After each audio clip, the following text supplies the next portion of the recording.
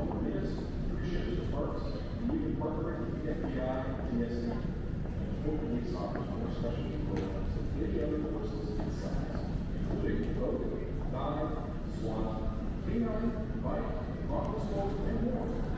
As a Fort Salem police officer, you'll enjoy a great day of benefits, including retirement and other benefits. Interested? Apply now at fortsalem.org/careers.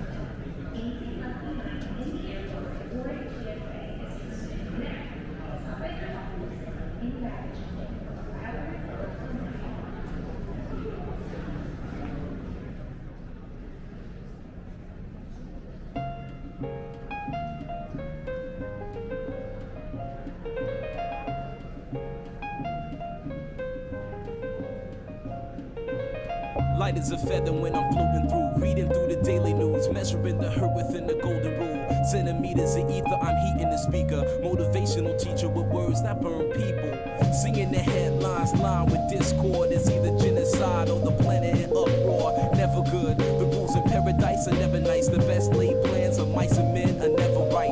I'm just a vagabond with flowers for Algernon, an average Joe who knows what the fuck is going on. It's the hope of my thoughts that I travel upon. Fly like an arrow of God until I'm gone. So drifting away like a feather in air, letting my words take me away from the hurt and despair. So I'm keeping it vertical, forever elevator, riding the escalator to the something that is greater. So I'm drifting away like a feather in air, letting my soul take me away from the hurt and despair. So I'm keeping it vertical, forever elevator, riding the escalator to the something that is greater. Taking chances, word tap dancing with wolves in the ice arena out there deep in the woods of Arizona. The sun be out, life's ironic, ain't it? Trying to be Dali when I write surreal life, I painted vivid. Habitat crazy, insane. Watching propaganda, 6 o'clock news and insane. Cultures clash, all black folk and white trash. They rebel in the cyberspace and might crash. Dash to millennium, a million miles are running.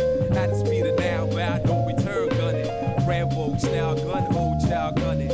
Amble, blow, 2 times loud, stunning. Stunning, when it hit ya, lift you off the earth like, hey yo, take you right back to birth. And niggas wonder why, they might wonder why this shit might happen, but it does. They go, drifting away like a feather in air, letting my words take me away from the hurt and despair. So I'm keeping it vertical, forever elevator, riding the escalator to the something that is greater. So I'm drifting away like a feather in air, letting my soul take me away from the hurt and despair. So I'm keeping it vertical, forever elevator, riding the escalator to the something that is greater. Treat you better than me, cause that's the heavenly key to unlock the inner strength. What my essence will be, it's the knowledge of self, understanding of the things around me that becomes the wisdom that I need. Living this life to the best of my ability, channeling energy to my thoughts, attain symmetry. Remember me, because my prose remain gold. I got the gift of gab like them pimps and cane goals. It never ends, I keep it rolling like a cipher. The first caveman bringing fire, innovating it higher to plasma states. I raise the stakes, it's double or nothing in this vacuum of space. I will survive divine to time to cry. Fuck a hold or hide, I'm alive for pride. And I drove the Chevy to the levee, but the levee was dry. Singing this will be the day that I die.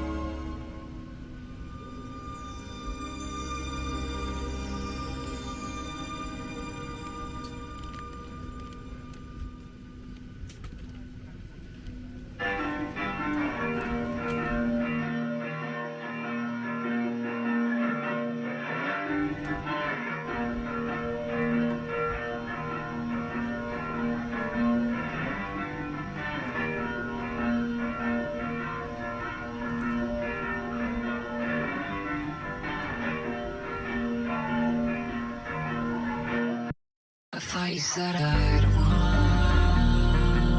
that, but I didn't wanna speak.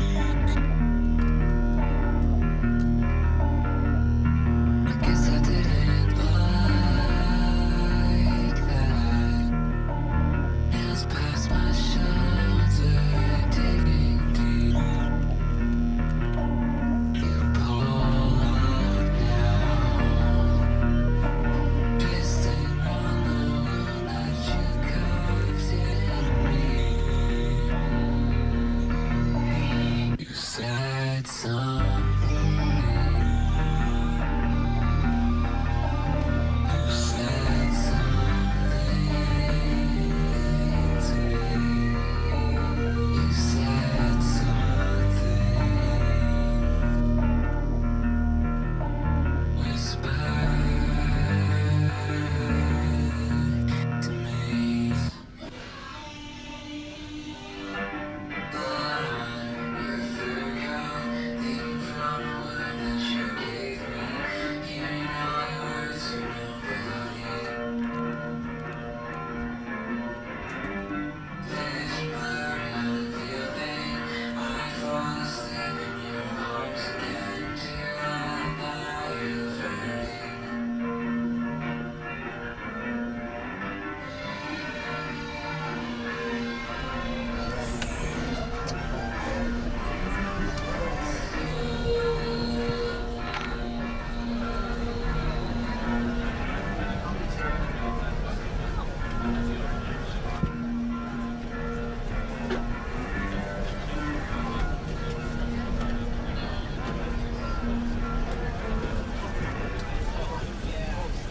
No, it is a small plane, isn't it? It is. Yeah. I think it's 76. You've got different very horsepower already. So, okay, I'll come back to this later.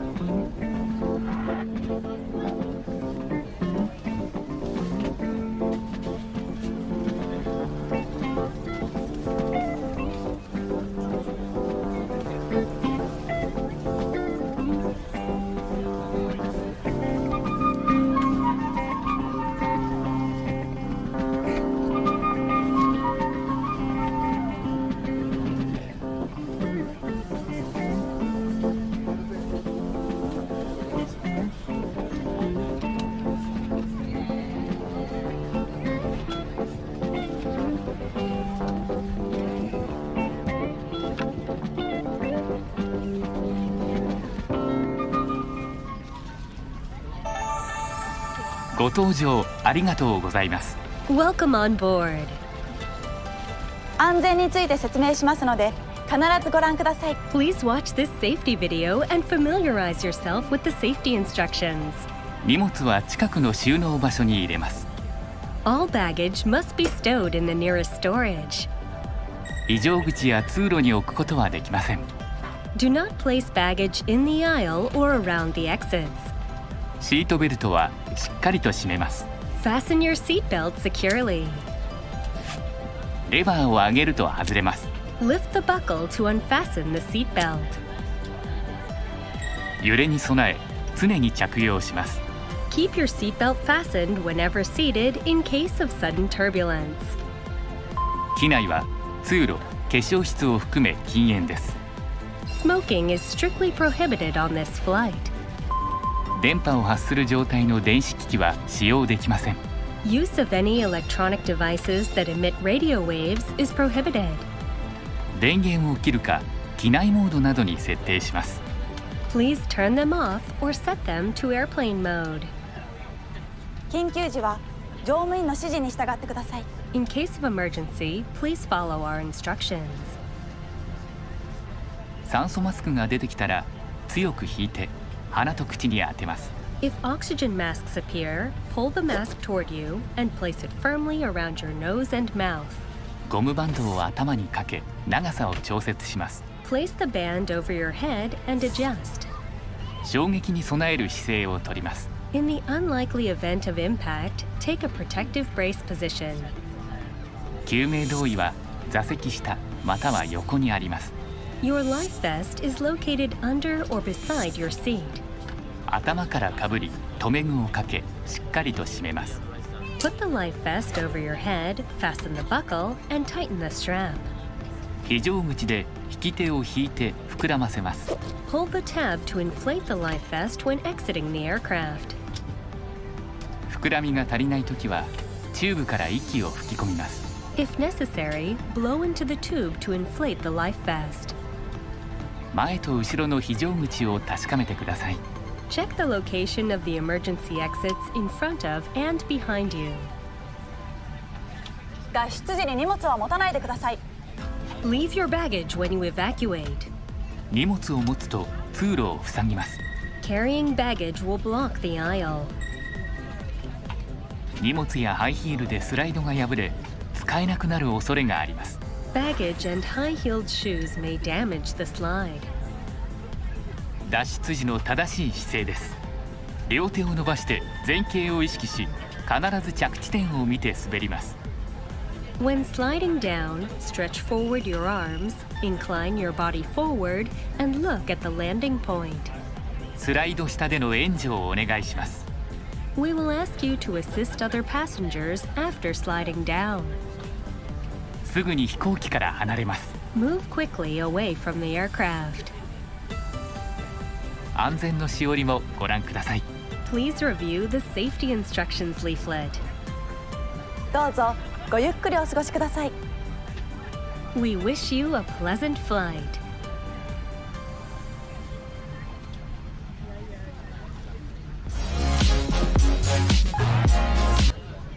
What is it? It is called a cigarette. The aroma is most pleasing. Yes. Dr. Finn says it is the result of... What are you doing? I was curious to taste it. It is not food. 500 cigarettes.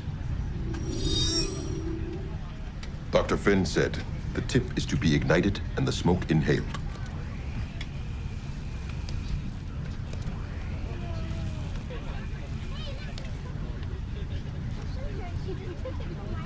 The sensation is wonderful.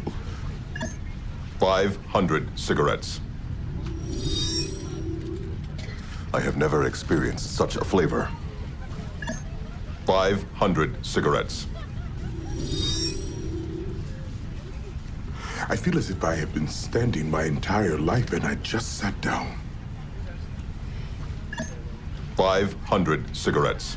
Logan Paul, when you mock Allah's religion, this is the consequences of your actions. This is a nightmare.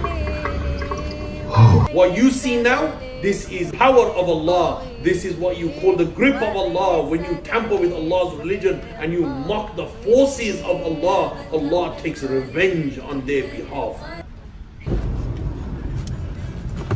Yeah. If you want to go, then you go to hill and go down. Why you get Okay, fried, yes, man? why? Are you crazy? You're fucking Because paranoid, you are man. fucking, you are fucking. You fucking, you bloody. You bloody. Fuck you, bloody. Bastard, bitch. You Fuck you, bastard, fuck you. you. Bloody, fuck you, bloody. Listen to this. Your iPad is connected to these? Yeah, listen. Pretty cool, huh? So cool.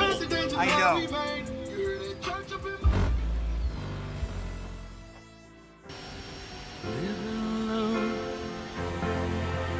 I think of all the friends I've known, but when I dial the telephone, nobody's home.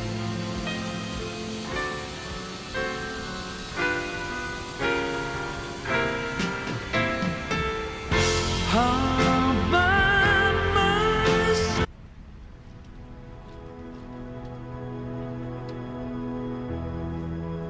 I'm slowly drifting to you.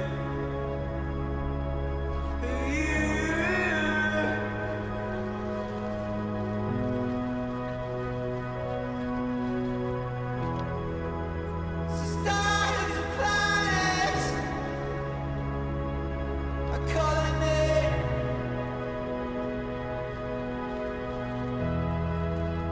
A billion years away.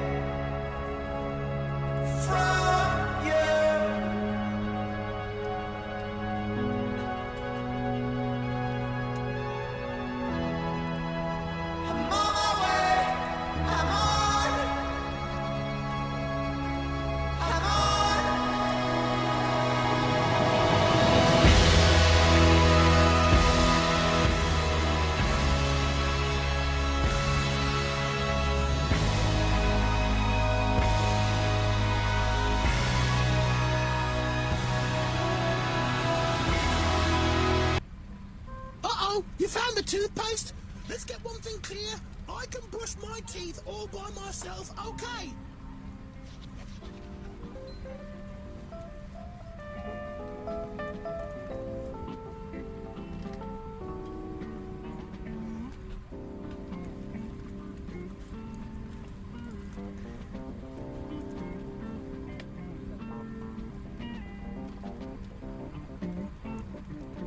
Hello everybody aboard Japan Airlines flight off to Beijing here. Appreciate everybody coming in. This is your captain speaking. We are just getting some paperwork all set up here. Flight attendants will be coming down shortly to get everything ready for our takeoff here. We do appreciate it. Make sure everything's on airplane mode and that all the trays are in their upward position here. We'll be getting going here in a moment. Appreciate it.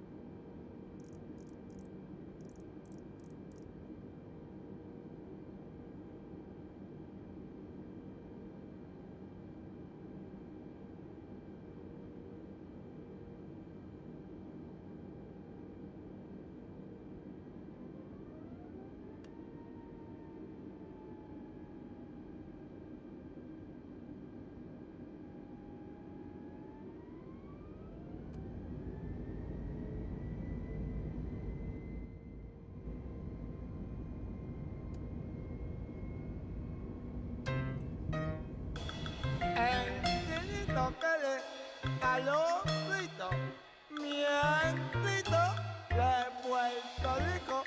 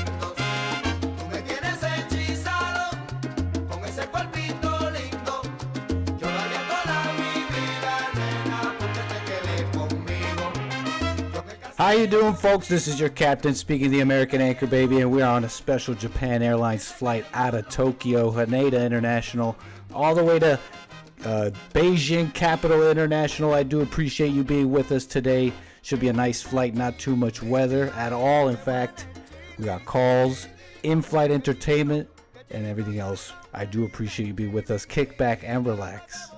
You're flying extreme.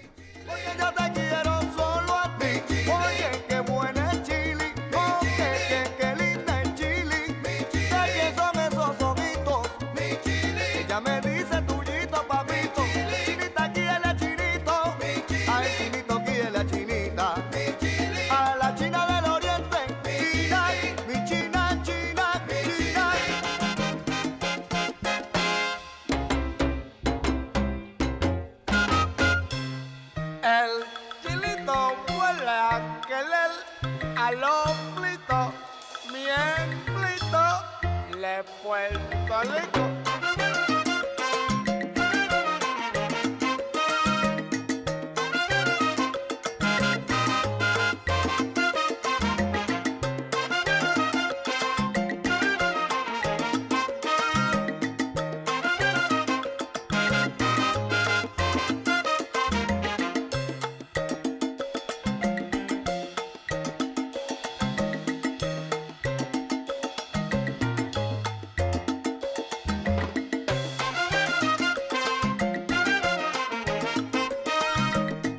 We are getting up to our cruising altitude of 37,000 feet, folks. We're on a very special flight out here. I thought we'd go international with it.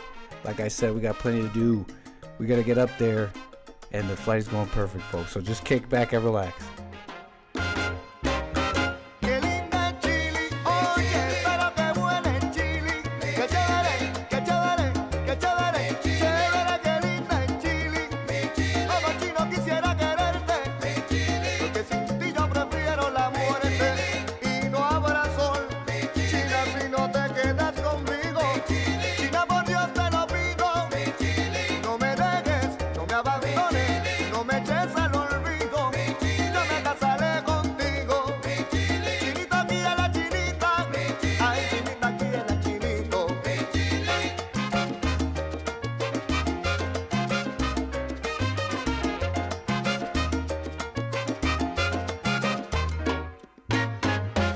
That's a culture clash or what? Are we talking racist? Is that song going to be banned one day, you think? Anyways, this is your captain speaking. The American Anchor Baby. Your Japan Airlines flight pilot for today. We are Japan Air 25, flight from Haneda International to Beijing. We are flying the A320neo. An Airbus. We're not on a Boeing plane. We're in an Airbus. A320neo. It's dummy proof, okay? DEI made. It's perfect for your pilot. I'm just kidding. We're getting there safely. When have I mostly not done that? I do appreciate you being with us today, though. We are flying the 𝒏𝒄𝒊𝒂𝒍𝒔 2 departure into the 𝒏𝒊𝒄𝒌𝒔𝒕𝒓𝒆𝒂𝒎. Don't worry, it's not doom. It's a good thing. It's a nice little entrance into the Beijing capital. We might be able to see if it's all rendered in this. We've never flown to China, so we'll see if it's all rendered. We'll see what we see. The montaña. But I'll be your pilot today on Japan Air 25. We're getting to our cruising altitude of flight level 370. That's 37,000 feet in the air. We should be up there for about 3 hours. Got plenty of fuel. Let's 20,000 kilograms. That's like 20 tons. We got to, okay, hold on. Just let me just do a little Googling. Okay. Yeah. We got plenty of fuel. Even reserve fuel, you know. I'm don't usually do that, but we got the reserve fuel. We got plenty. We got more fuel than we would ever need. Sushi burritos, and people are making requests. I see the drinkies and snackies requests. We'll see in a moment here if the Ballers Lounge is open. Let's get on up to our cruising altitude. We need to flick off our lights, retract our lights. Everything is beautiful. Don't worry, FAA. Don't worry about me. Just let me go. And we're getting up to that speed. We got to bring down our throttle. There we go. Now we're flying, folks. Now we're flying. And as we get on up there, I'm very thankful. I do want to welcome everybody joining us. How you doing, Kevin, Matthew Cleaner, Mr. Pink, Lord Spike Pro, the Lord of the West. One of the lords is in the chat. Test. Am I getting all crunchy? Test. Is this better? We have one of the lords in the chat. King Kai. Okay, Terry, welcome. Harmony, appreciate it. Dolus, Zenny. We have our lords of the north. We do appreciate it though. Air Marshal's on board. Birdie Bow, Brian, Kilo Alpha Tango. Not a Air Marshal, but he's with us as well. Steve Strock, how you doing? Mildly attractive. Snake Pit Chatard. Oh, Ivana, welcome. Mr. Self-Destruct. We got first class super chats and all that. We will be getting right to that. As you can see, we're making that last little curve. Hold up. That should be the line. No, we got a few more curves before we are totally out of this departure airspace. And we are, we're on our way out of the Tokyo area. As you can see, Japan. We are making our way. Okay, things are looking good. We do not have ILS landing for our runway in Beijing. I believe we have help in the y-axis, no help in the z-axis, but whatever. We've done last minute. What's that movie? Denzel Washington landings. So don't worry, okay? Let's just hope the Chinese don't shoot us down. Hey, what's up, Matthew? Welcome, Francisco. The Sir Buggy. So Japan Airlines. I mean, I'm sure you'll get your sushi, whatever you want here. Look, okay, we'll get DEI landing. Please take your complaints to Japan Airlines. Email them. Like, Google Japan Airlines support and email. No, don't do that. Don't do that. Oh, look, Mount Fuji. Is that Mount Fuji? Your pilot is not a good tour guide. I just see. Oh, it is. Look, check it out. We got Mount Fuji. If you bring your attention to your, what do we call it? Is it port? Is it starboard? Is it left? Left side of the plane. You can see Mount Fuji out in the distance. Mount Fuji. Japan's Mount Fuji is an active volcano about 100 kilometers southwest of Tokyo, commonly called Fujisan. It's the country's tallest peak at 3,776 meters. A pilgrimage site for centuries, it's considered one of Japan's 3 sacred mountains, and summit hikes remain a popular activity.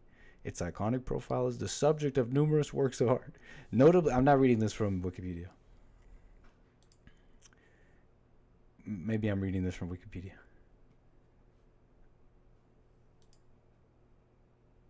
When's the last time this went off? But anyways, we are just about 30,000 feet in the air. Okay, Ned, just time to shut up. Put on the Adam Sandler movie. Japanese only. No, you have to speak English. We're in planes. You gotta speak the globalist language. What are the mountain ranges below? I do not know.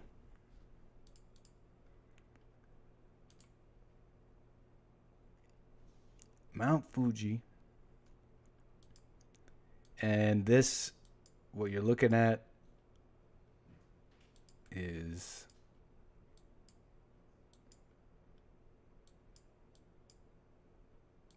Awakura?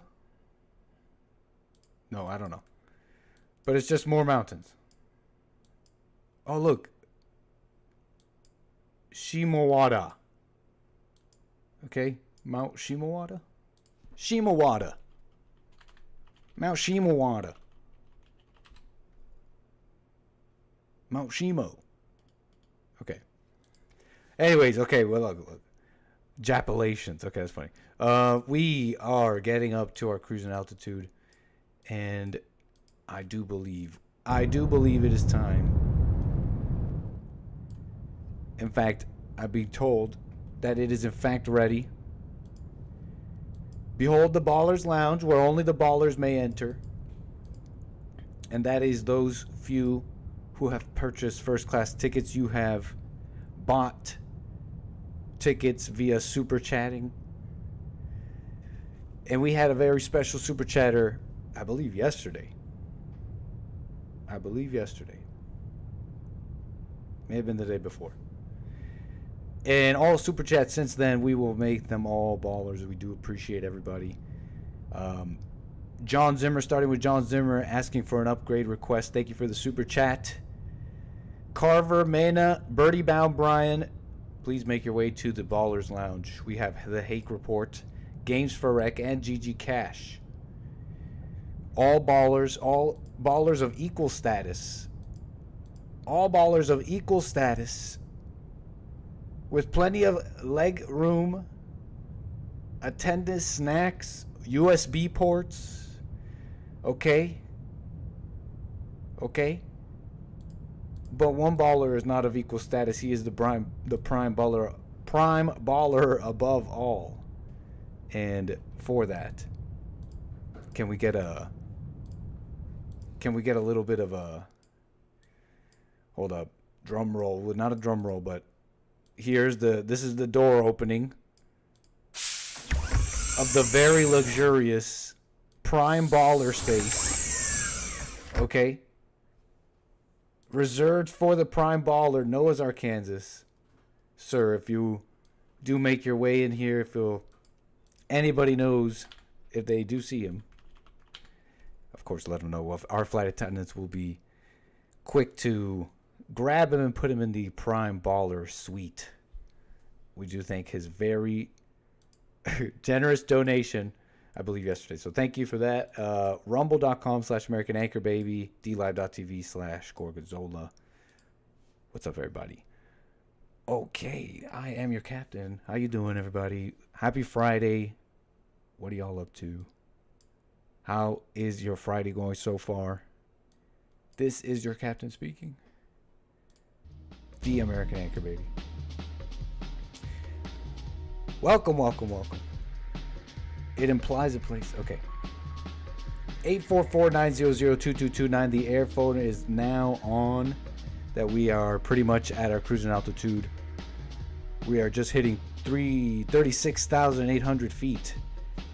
Practically there. So our air phone is now open. 844-900-2229. 844-900-baby. Ready to connect. Click connect to. You're hearing it. You can jump on the line, wait, and we'll get to you. Whatever's on your mind, what you want to get off your chest. I might have a little something to get off my chest before we get into the news and whatever we have here. But okay. Am I glitching out? I think everything's going well, right? Test. Make sure we don't have plane sounds drowning me out. Okay.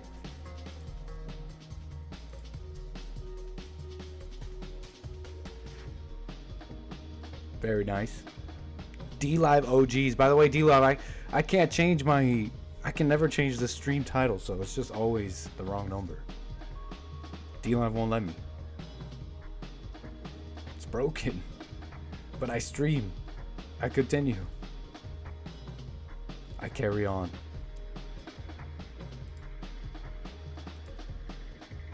I don't even know who the DLive few are.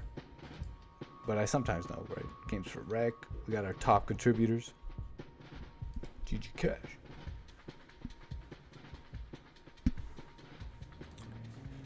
But anyways.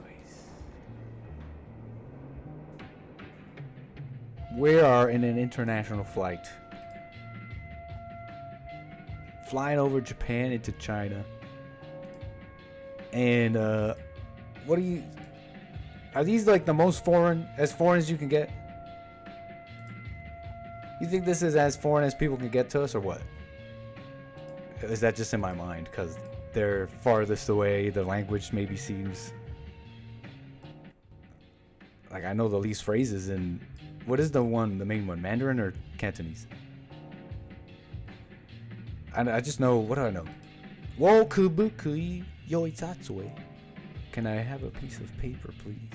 I may know other things. I can't remember. Seems Mandarin is the main. Okay. It seems foreign, right? It seems like as foreign as you can get, maybe. Japan. Now, Japan. It's an interesting one. Don't they say... Not they say. If you just look into their art, culture, maybe if you go back maybe 100+ years, they have like a lot of like respect for Western European monarchies. They saw some Japanese regarded the British as a warrior island race, kind of like the Japanese. In fact, I'd be sick if I just remember this now. I'd be sick if I already had it. But there's like a whole collection of a certain era of Japanese art. Be like the Japanese, and it's a collection of Japanese, like an era of Japanese art about the West. And it's like the West are like dragons. Western and America too. Americans, early American founders and depictions of early American events and wars and all that. Japan has more of a Western bend, if you, in a strange way, no? In fact, they, statistically speaking, I've heard this, some say, and they've put together some stats, and that they're going through birth rate issues, not unlike the West, kind of like following it. Even their economy, our economy shares some connection that I've only heard. Can't quite explain. But anyways, just rambling about foreign nations. How foreign is it? Is this as foreign as it gets? The Chinese. I don't think we can write them off. Not just yet. Okay. I don't think we can write them off. Look. What was that song first? Let's start with, what was that song that Hake played? What the heck was that? Hake played that Chinese song? And it was like, what a man should be, the oath a man should take. The oath a man should take. The promise you make to ganbatte, to like go toward, to relentlessly go towards manhood. You know what that means? That means never crying. That means never whining. Never freaking showing the pain on your face. Ever. So we can't write them off. Okay, look. Wasn't it Chinese? A man should strengthen himself. George Lamb.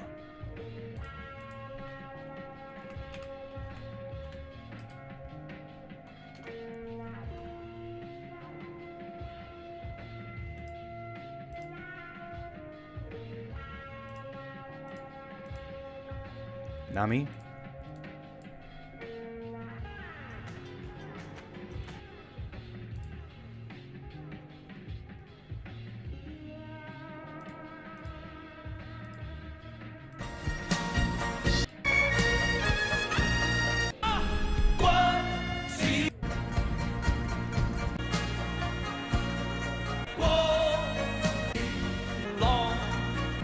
Vigorously a man should be. Vigorously laughing at the heavy waves. Let's freaking go. What an opening line. Vigorously laughing at the heavy waves. Blood burning hotter than the red sun. Get out of here. With courage of iron. Okay, like, here's the part. Taking an oath.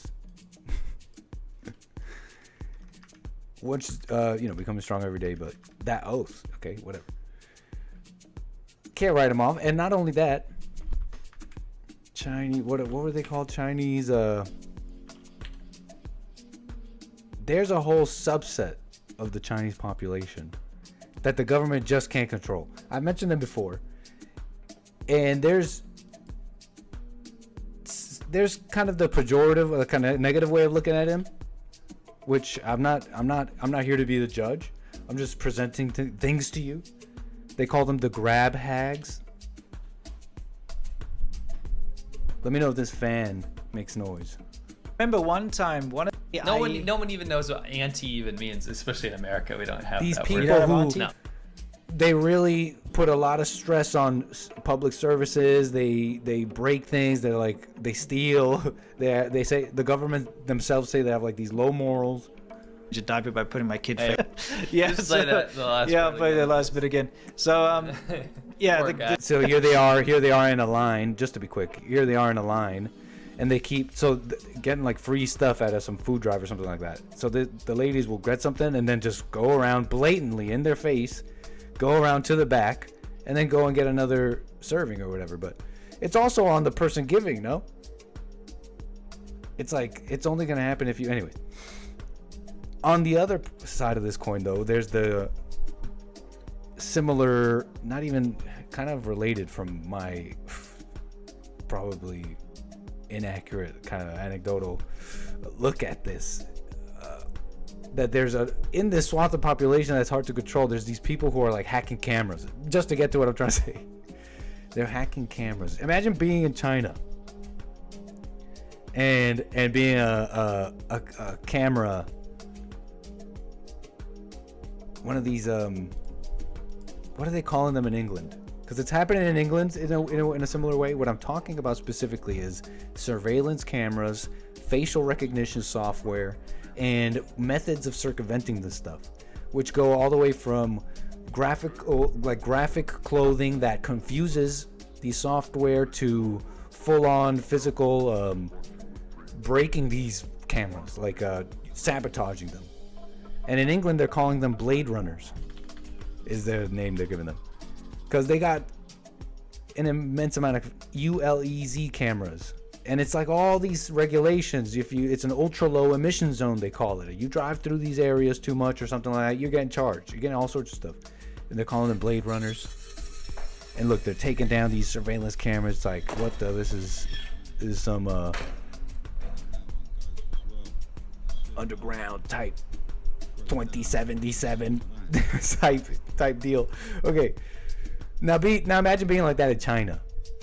Now I heard this somewhere else. I heard this from Sam Hyde, but speaking about the Chinese, right? I mean, we're going to China right now. On our way. 844-900-2229. And I can't help but think about, for example, today's show, the Jesse Lee Peterson show. I am streaming on punchy.tv, by the way. Jesse Lee Peterson's very own network. punchie.tv, punchy.tv. Make an account. Just remember that we'll always have punchy.tv. But I'm thinking a little bit, like, for example, the JLP show today. The JLP show every freaking day. 6 a.m. Monday through Friday, 6 to 9 a.m. Every freaking day, not just today. If anything, I'm the fool for getting any emotion of what I've been seeing every day right under my nose. Did I forget? Forgetting is the worst sin. Whatever, that's for me to figure out, not for me to vomit on my stream. But on a serious note,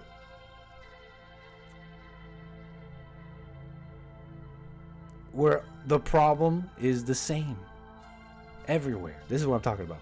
Under our noses. Everybody has the same damn problem.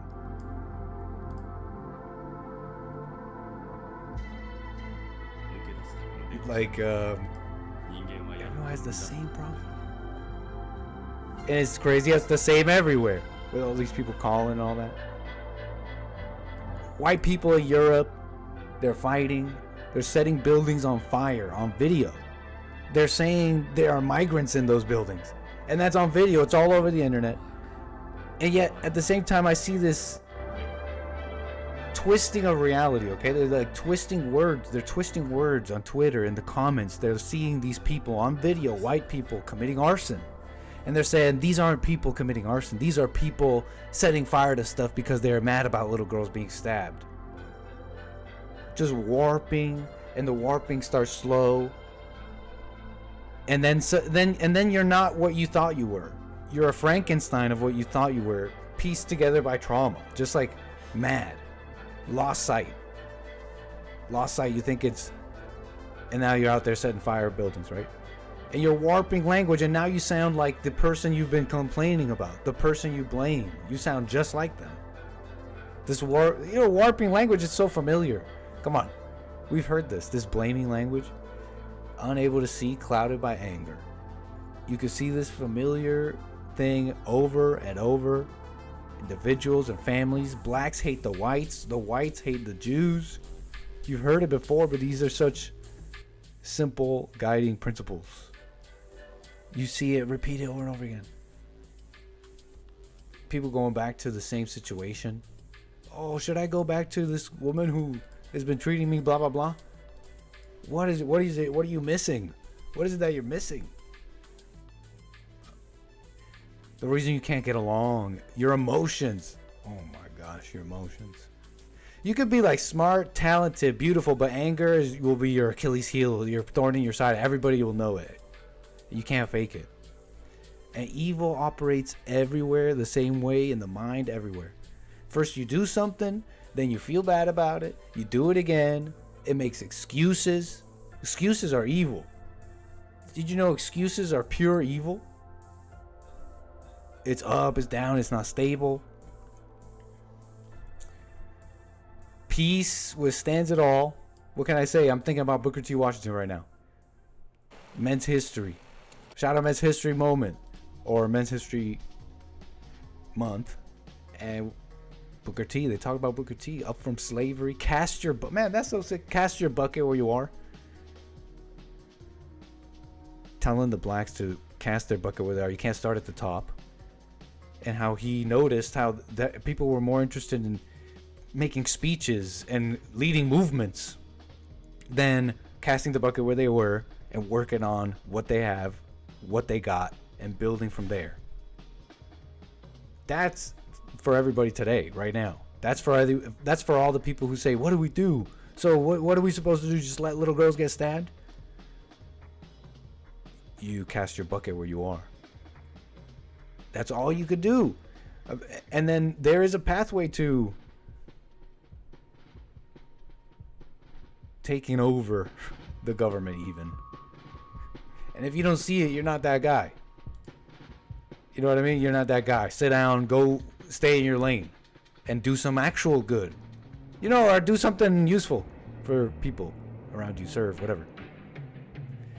And on this, it's this with the blacks. Think about this. With the blacks, they would watch Booker T. He made the speech telling the blacks this, and they're like, yeah, right on. That's what they were doing. And then, if you remember the story, they went off and they thought about the speech, and something didn't sit right. Maybe they heard something, and they're like, wait a second, I think you were too nice to the whites. And what about our rights? They were like complaining. They started saying, well, you didn't say anything about the rights. What rights do we get?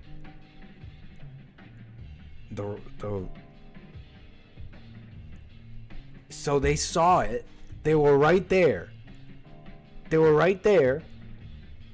And then whispers in the mind choked out the seed of truth. That's anger. That's how evil works. Okay, you have to have anger to not see the truth Booker T was saying there.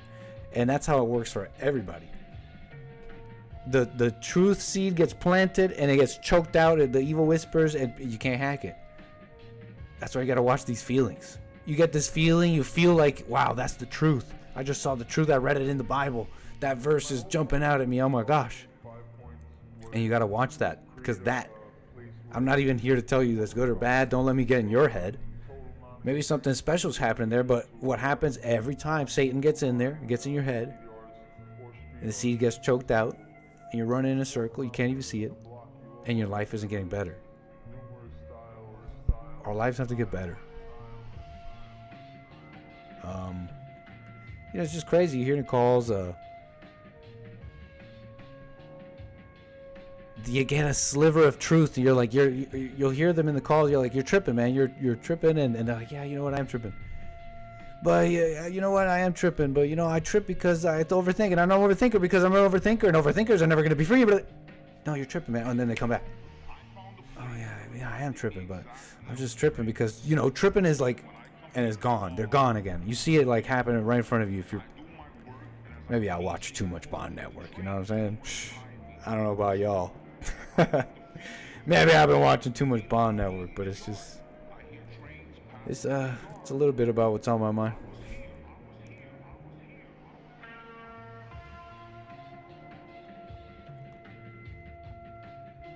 So whatever, drop it all. Let's keep going. Get your money up. You can educate. You can, like, this is not gonna free you, but this is for the people who say, what can I do? How do I, like, change the world? How do we stop white people getting? You literally do these little things, like you get educated. You be like doves. What do they say in the Bible? Be like serpents, but like doves or whatever. You're like in this serpent world. And how do you make money in this world? And what do these people do? Look at how evil I am, and now I see the evil there. Anyways, you work on it little ways. You build yourself up. It's crazy because you could do anything, and evil wants you trapped in the mind because it knows that you can create any reality you want. It's the weirdest thing, but you gotta, like, want it, and you're trapped in your mind, and you want, we want, whatever. I'm not judging. I'm not on some high and mighty stuff, but we want our same slop. We keep eating our vomit. You know what I mean? Whatever. So let's not complain. Let's not complain. Hearts pumping full of blood. The waves splashing and we're laughing. And whatever. What else? Friggin' 844-900-2229 on this flight to Beijing International. And there's some news to get into. Look, apparently there's some breaking news. We might need to see basically there's a crash. A passenger plane may have crashed in Brazil. Is it Boeing? I have many questions. Let's get into it. But it's breaking news, I think. Real quick, let's see if I can find this Japanese art I was talking about. Be like the Japanese think you are was the post on Twitter. X. And someone reposted this art, this like contemporary Japanese art of their depiction of the West. And they were like, be like the Japanese think the West is, I think is the post.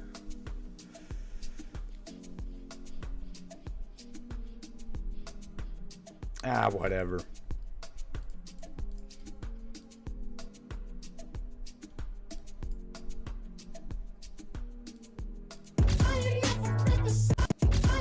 Oh, the black wife effect? Oh, true.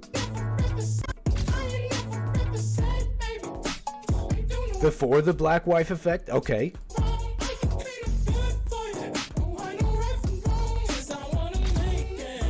Ooh. What the hell? You guys, if you watch Nick's stream, you know about the black wife effect.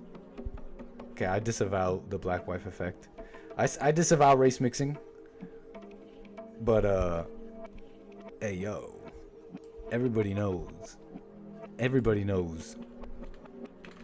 that your charisma goes times 100 with the black wife effect. Okay, that's just some memeing. Sam Hyde memeing. We're tweeting. Right. Let's get to this Brazil thing though.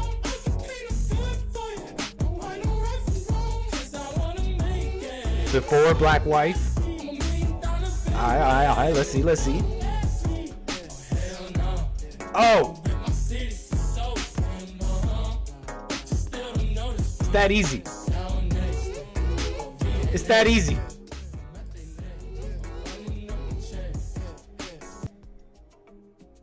The black wife effect is real. Okay, This is something that needs to be studied in universities. I don't believe in much, but I believe in the black wife effect, and soon you will too. Enter the black wife. Oh, dang. Every chance I get. You can't tell me that. Yeah, we get it. Silver. Silver is still making it happen. The black wife effect is for all ages. All white men of all ages. The black wife effect? Give it the Pulitzer. Give it the Nobel Prize. Give It's it that Oscar. easy. Give it a Tony. Make it an EGOT. I disavow swirling, but it might be your only hope. It might be your only hope. You know? Okay, we're done. This is disgraceful. This is absolutely disgraceful. I agree, Frederick. We're doing it for the memes. Disgraceful.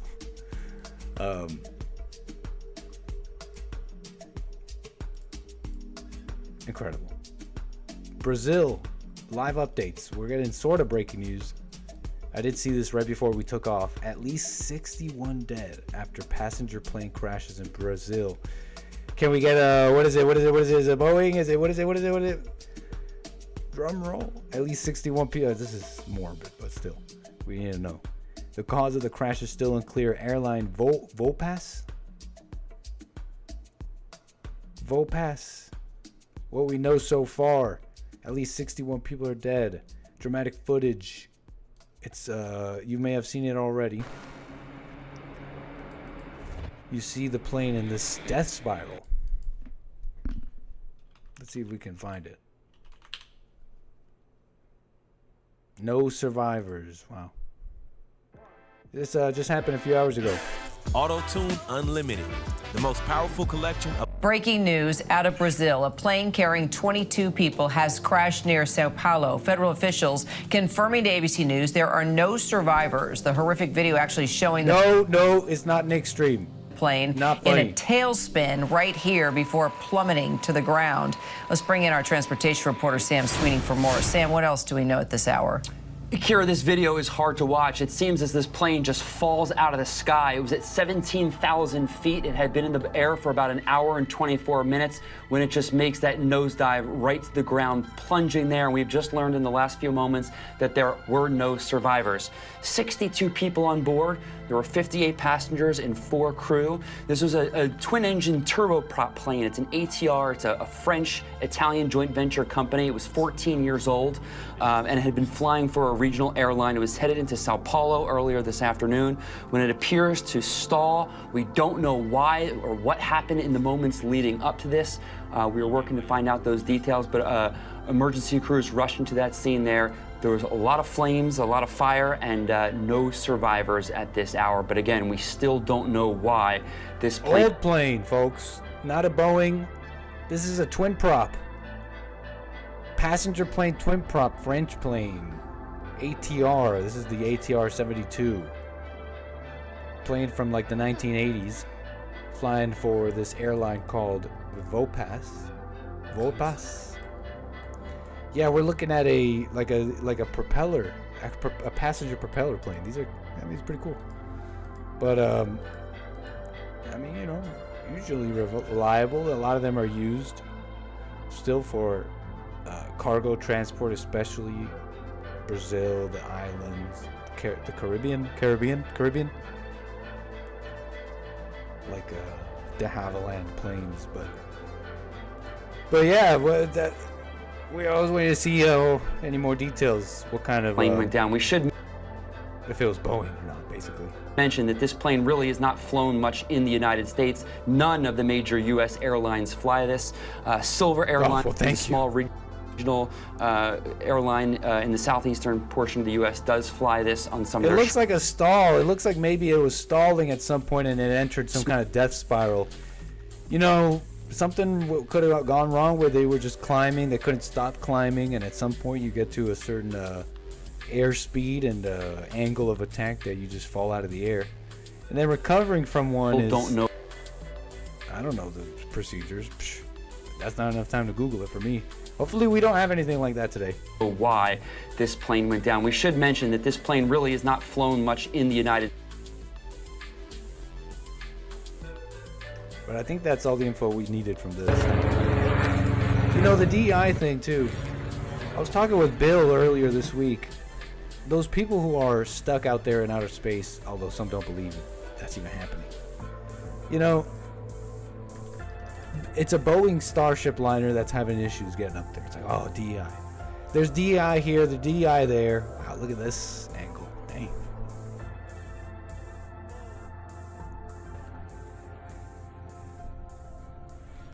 Anyways, you know, it's more like Not again, please. No.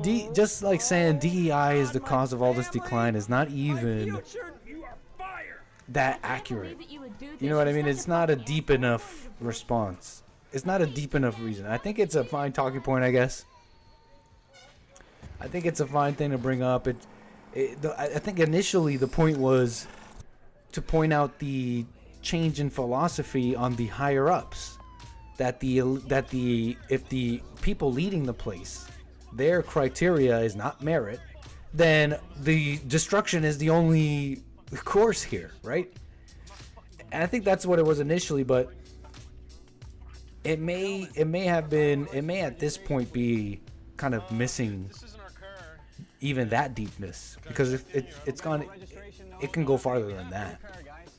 At this point, it's maybe just a sort of blaming tool. Because think about it. The diversity still hasn't taken up that much of percentage of these companies. These companies still need to make money. And you got to wonder, are these companies really going to just throw themselves under? I think in some respects, we've seen that insanity play out. I think the answer to that is yes, a little bit. We've seen companies, I'm thinking of... well, it comes to mind what it was like. I guess Bud Light. I guess those companies. But even Boeing. Boeing had was it the 87? The one that's having a lot of issues. They changed their philosophy on that project to go like hella DEI, and it's had the most problems than any project than any of the Boeing verticals, so to speak. So it's just like, I don't think it's the right take. It's not the right mentality. It may at some point had made some point, but it's got to still be, the only point was that people are turning away from merit, which is pure insanity. That is just wrong. Turning away from who should do the job. If you think otherwise, then you want destruction. You don't want the best. You can only now, the trajectory is only to hell. Either your trajectory's to heaven or your trajectory's to hell. Either you make that oath, you know what I mean? And that oath of merit requires, let's say if the whole country was ran by whites, so be it. Let's say the whole business, the whole CEO is running all this. If that's what it is. But look, put it like this too. The more like sober take on that, since we're talking about it, is the decline of man. It's happened to the Romans. The Romans,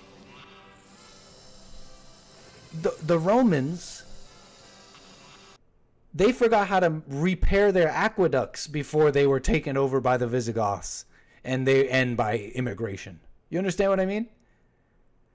They themselves forgot how to repair. They created the aqueducts. And they were amazing. And they forgot how to rebuild them. And they had immigration, and they lost their identity, and then they were taken over by immigration and all that, but they still forgot how to repair those things. And that wasn't the immigrants' fault. You know what I mean? And that's what's happening. It's a brain drain across the board. So that's a better, I think, a more accurate take.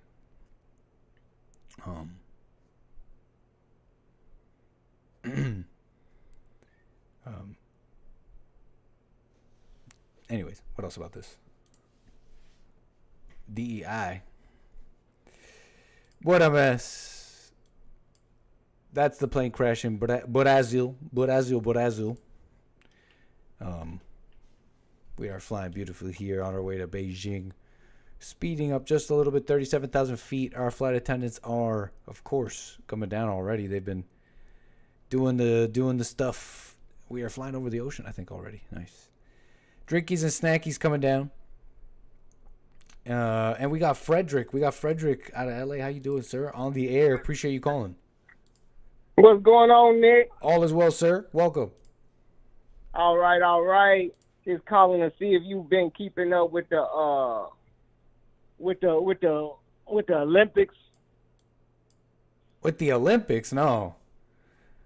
No. No, I haven't. I heard I did hear that the one they were saying is some Algerian woman but not a woman, and then this like I think Chinese boxer as well. I heard they made it to the finals. Is that true? Did that really happen? That they fought each other? Maybe. It's not the trans boxer, is it? Yeah, I'm talking about the Algerian trans. The Algerian or something like that? Maybe. I'm not sure. I don't watch them. I don't watch Imane Khalif. But I wanted to talk about this DEI because back in 1950... let's get this right for the people. I do want to talk about that. But for the people... there's two boxers. It was Lin Yu Ting. Wasn't allowed. Huh? Go ahead. I was just... Back when blacks wasn't allowed in the Olympics. Go ahead. You say huh and then start talking. Go ahead. No, because I said huh, and then there was a pause, and so I thought I could jump in, but then you started talking, so it must be like a delay cut type thing. You know what I mean? Because we're on the internet. So, go ahead. Go ahead. Appreciate it. Second boxer, there was like the Chinese one. There you go. Lin Yu Ting. Did they face off? Did anybody know, chat? Did that really happen? The two allegedly trans people, did they really fight each other? Khalif beat Yang Lu, yeah. Wow. So that's interesting. Go ahead. You wanted to say something about DEI? Yeah, back in 1950. Oh my God, Nick. Are you that nervous? I'm ad-libbing. Nervous twist. You ask a question and then you start talking. I don't know, but listen. You got a short fuse Back in today, Frederick. They drafted 3 black players in the NFL. They thought they was like, I guess DEI hires. Now look at the Olympic team. They're all black and they're world champions about to be. You know what I'm saying? It ain't a DEI makes stuff worse. It's that blacks given a chance outdo whites at every task in history. From flying airplanes in war, they asked for the Tuskegee Air Group to fly them over to Germany because they never lost a plane. They told whites to stand down. We want the black men. So I don't know why you think. I want you to prove show me a company that's doing worse with DEI. You saying DEI is like bad, but you can't. I want to know a company that's doing worse with DEI. But what's your point with what you were saying? I was saying that promote DEI do better. Yeah, I was just saying that like the mentality behind that is just wrong. You're just gonna get worse. It's just that you can't get better if your mentality is no. Let me not get the best. Let me just get the blackest. That is just an equation. You don't even need examples beyond that. You have to be silly to need them. But you can look around to the decline of all things. Blacks and not the best. Or but what did you just say about what you were saying? You were like you were on like you were feeling the fire there. You were like blacks and they're so amazing. They run fast. They jump high. They jump higher than whites. They run faster than whites. They can like they do. It's like I think what you're saying fire is the there, slim sir. What was your point coming though? From the white people. Because the white people are becoming slim pickings. Slim pickings. And then you got to take the best of the blacks now. But I want to understand what was so special about what you said. I want to understand what's so special about what you said. Are you saying the whites they can't do the job at 100% white because there are men that's not as good as they used to be?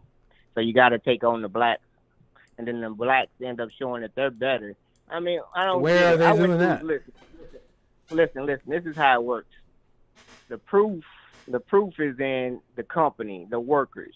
When you have capitalism bringing in more employees and forcing out retirees, they hold on to their knowledge and they retire with it. They don't pass it down because capitalism makes them train the scabs next to them because they don't want to pay them what they want.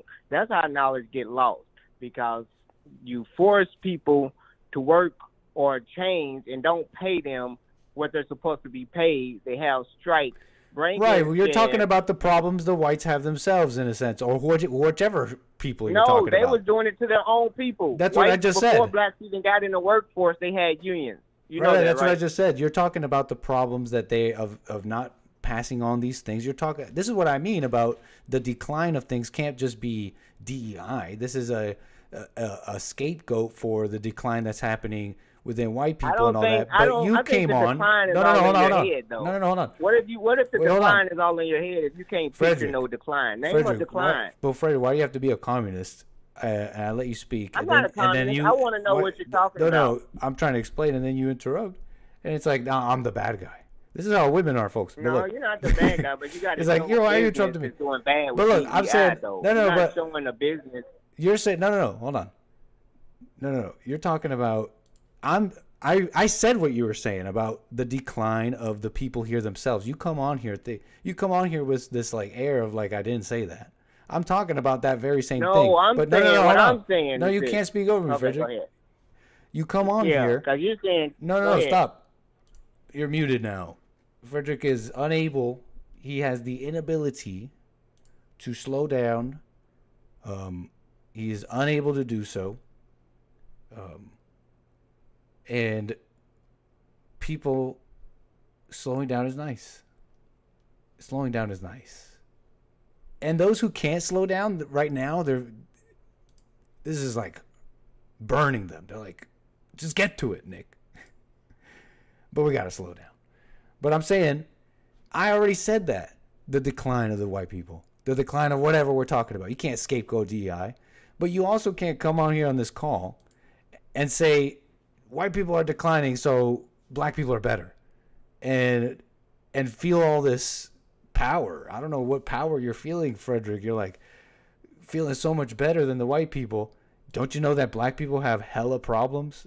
Don't you know that, Frederick? Or are you just gonna sit on your I don't know, this White like people superiority are thing, like haha yeah, in my chat going like haha yeah, white people, they're so whatever, and then you get all high and mighty because blacks can jump and run fast and stuff. It's like, yeah, they're amazing athletes. Is why you're So tell me, declining, Frederick, Nick. how much longer are you gonna discount the problems of the blacks by looking at the whites? Because I said what you were saying about the whites. Exactly. Thank you.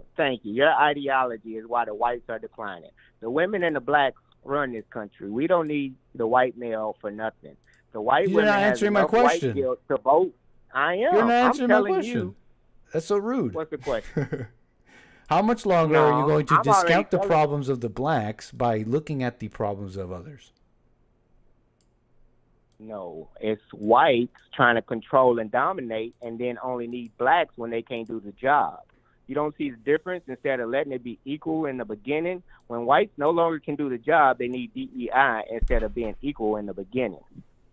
Wait, so how can two things be true at the same time? Either you were agreeing with me like you were earlier that DEI is not a significant enough, there's not a significant enough percentage of any company or anywhere that has been diversified enough to really say anything you're saying. Like, I thought we were in agreement with that, but now you're saying that the whites are turning That to the means black. if Wait, that's let me the finish truth- the thought, Frederick. Hold on, man. All right, go ahead. Now you're saying that actually the whites are turning to them, looking for them to do a job that they can't do themselves. So which one is it? Are they both? You're not making sense. Like these two things can't be true at the same time. Are you following me? Shall I explain? Either they are a significant impact or not. And I thought we were in agreement. They're not a significant impact. The whites themselves have the problem, and they need to step it up. But now you're telling me that they're turning to them. They're the blacks are the ones they're turning to do the job. They're the ones propping up the companies. I find that hard to believe. Can you explain how you arrived to that? Affirmative action 1960. The women and the black men took over the workforce. In 19, say that one more time. In That's 19 what? That's DEI. That's DEI within itself. In 19 what? 50. In 1950, DEI, who took over the workforce? Affirmative action. Y'all voted it in. The white man, you talk bad about the blacks, but then you promote them and then they do a better job than the whites.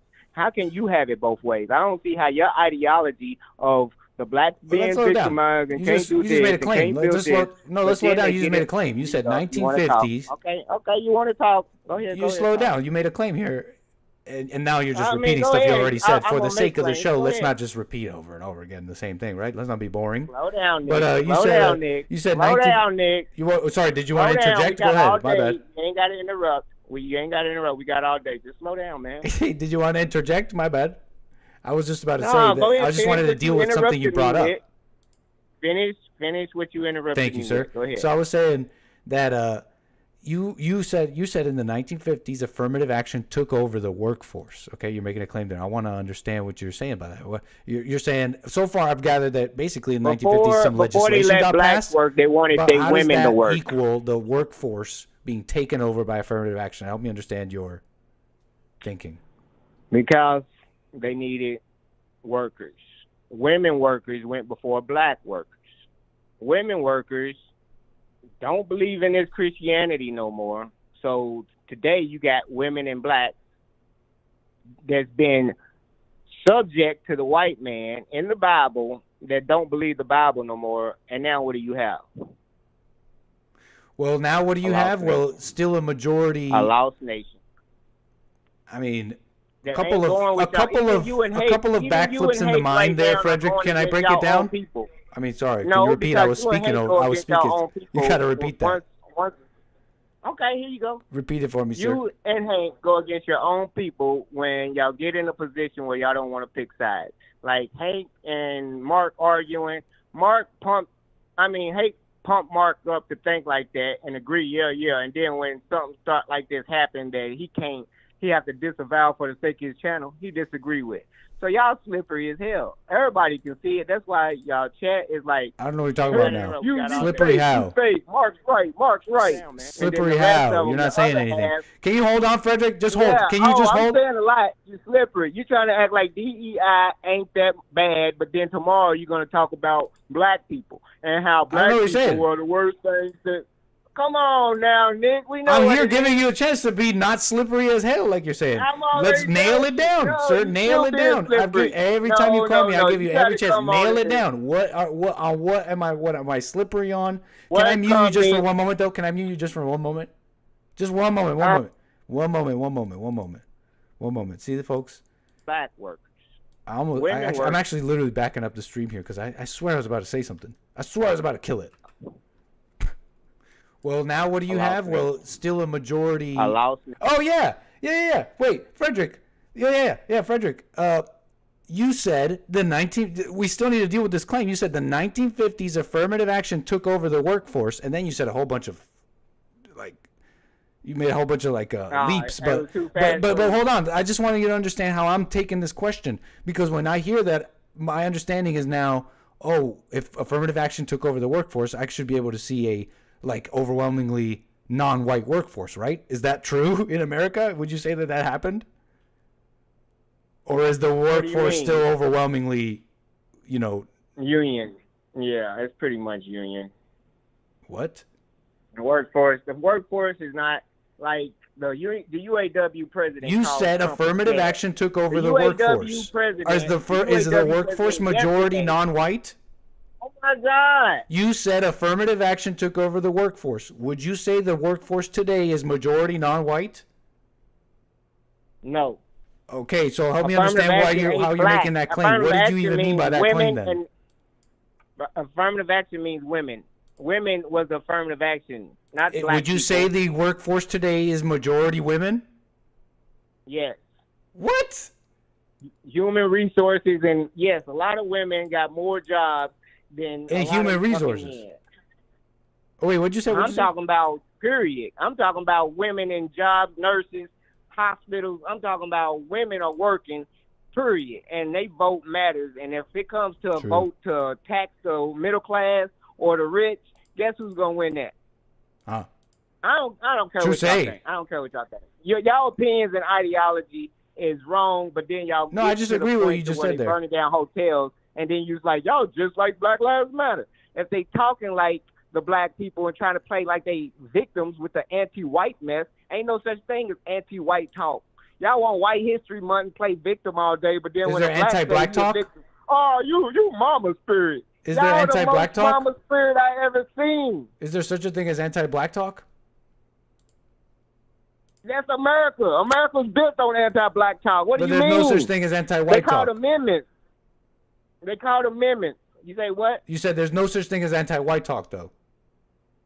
Not when you're a majority and running the country. Oh. How can you have anti-white talk? See, this is why it's important to have like, I don't know how to put it. It's just like the ideals of loving all people, having no anger is more important than any of the crap you just said. Because That's now, a hypocrite. because You look, don't love all let me people, lay it though. out. Let me lay it out, and I'll be really fast. I don't If have it was to. true, Now if I don't it have to was true, worry. if what Now you I don't said have was to true. worry. Now I don't have to worry about trying to make sense of that because you just revealed that you don't love all people. So you're not making. So who cares about Nobody what you're loves saying? all people, You Nick. literally said I don't that love what you pedophiles. could talk I don't love badly rapists. about the whites. There's no such thing as anti-white talk. I Yet you're don't seeing it love all everywhere. people. No. I My can turn tell you now. that every day. You're seeing it everywhere. Anti-white talk, but anti-black talk. That's what America was No, built on. no, Now I don't have to make no. sense. Now I don't have to make sense of what you all what you just Why said do- because why do white now I people- know that you don't have love for all people. Why do white people unalive themselves more than other people at like twice the rate? Because they have anger. No, because they know the truth that came out. They know their past.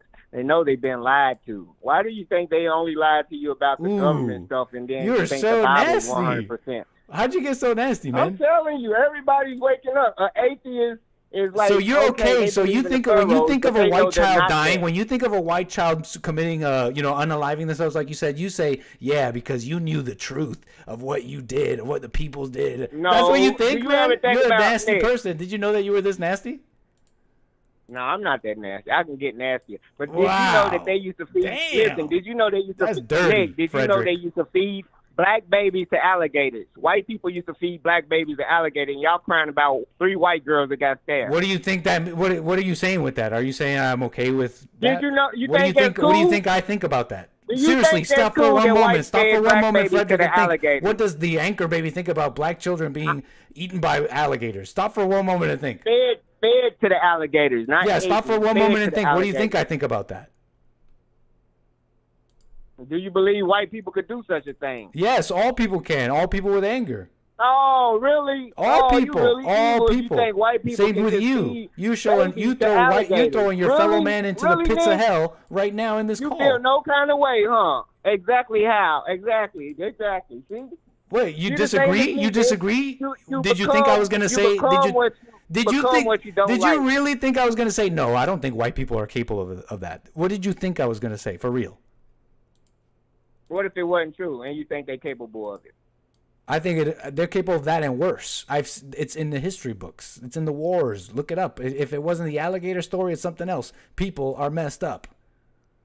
What did you think I was going to say, man? Stories of some blacks doing. Name some stories of some blacks doing like that. Oh my In God! Africa, anywhere. Prove it. This is what he's doing, folks. He's literally sitting there Prove going it. like, he's literally sitting there going, Come on, prove name some it. Talk stories. bad about the whites. I mean, you Prove crying it, about huh? this Nick, if story you really of love all 3 people, white girls. listen You to crying yourself, about this Frederick. story. Listen to yourself, Frederick. You literally are sitting All there. right. You're literally sitting there asking me to prove it. You're saying, Name Nick, it prove in it. If you really history love where the blacks, blacks talk did bad about the anything whites. like this. Prove it.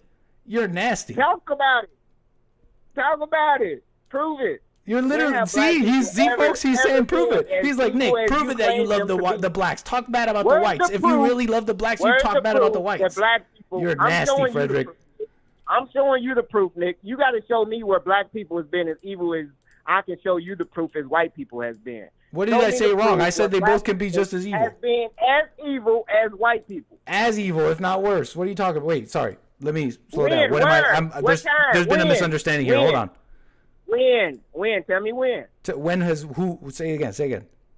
When have black people been as evil as white or worse? Right now. Yeah, Good day. you. I'm looking at him. Alright. I'm We looking ain't at. got I'm no looking at one of them. I'm slavery looking at a no demon. I'm more. speaking to a demon. You ain't got I'm speaking no to a answer. demon. You ain't got I'm no speaking to a answer, little Sway. demon who thinks and you're not you. You It's ain't the got spirit no through him. answer, Sway. But Frederick, hold on. I'm literally You ain't speaking got to the a person, answer, Sway. and look, I'm being hyperbolic, man. I'm being hyperbolic because I'm not being high and mighty. Like I'm not a demon. But for a real moment here, let's get real for guys. We're having fun here, but for a real moment, for a real moment. I'm speaking to a person who literally just said, and this is a person who thinks the white people were doing horrible things. They put them in slaves. Could you imagine the things they did? Yet he's sitting here and he is with this smiling almost. History going. Hold on, Frederick. Smiling almost at the thought of this young white person who committing suicide and thinking, you know what, you're doing that because you knew what you did. This person who never enslaved anyone, right? Never, you know what I'm saying? And he's literally, I already brought this up and he was laughing about it. Folks, tell me that's not demonic. Tell me that's not just as bad as any slave owner, as any lyncher or whatever. I don't care what you tell me. They almost up there with us though. You know what I'm saying? Not blacks, but veterans. Veterans over 20 a day, but white, they often themselves at a high rate, and it's because they're not happy. Even if they get a job handed to them by their rich daddy, they still end up sitting in the garage with some exhaust on. They know the truth, and they ain't never satisfied. Nasty stuff, Frederick. They ain't worked for you gotta let go of that hate, man. You gotta work to appreciate what you get. Man, I don't disagree. There's probably a lot of facts you say that we could talk about, but I don't even care about all that. I'm pointing out this I'm trying to talk about hate, it. You acting like I'm laughing. You're being hateful.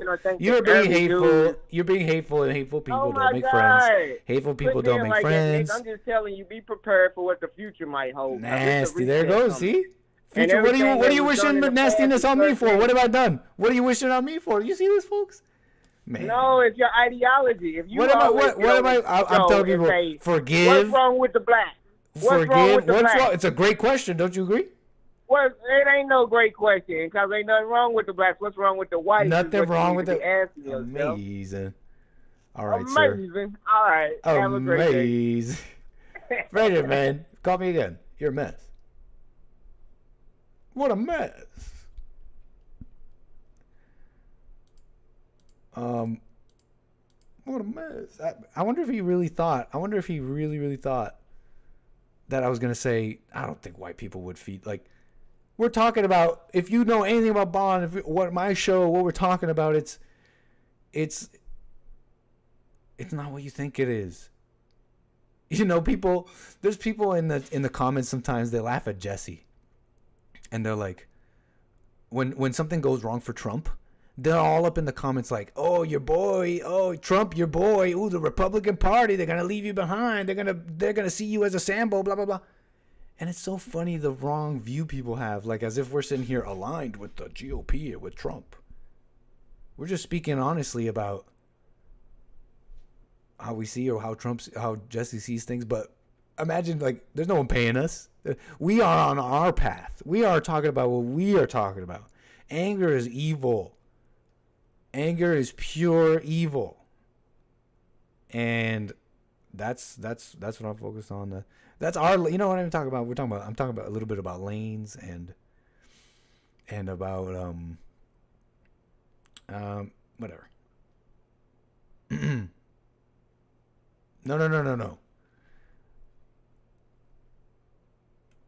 But anyways, look, appreciate it. 844-900-2229, 844-900 baby. If you want to call in,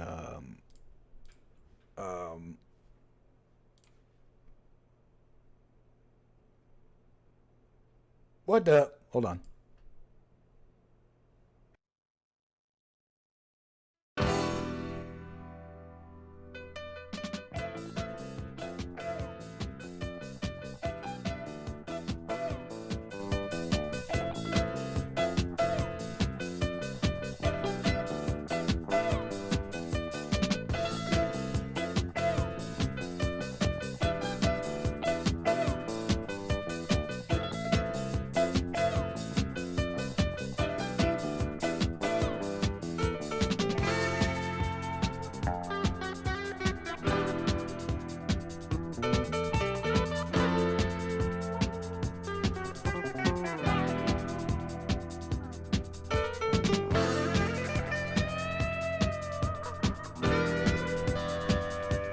I believe we have Jaime out of Minnesota. Sir, you're on the air.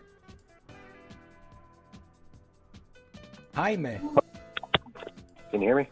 Hear you loud and clear, sir. Appreciate your call. Good. Hey, what's wrong with the pharaohs? Yo, more pharaoh guilt. They're getting a little out of hand. More. Yeah. I'm not reveling in it, but I heard it described like that, as more Pharaoh guilt.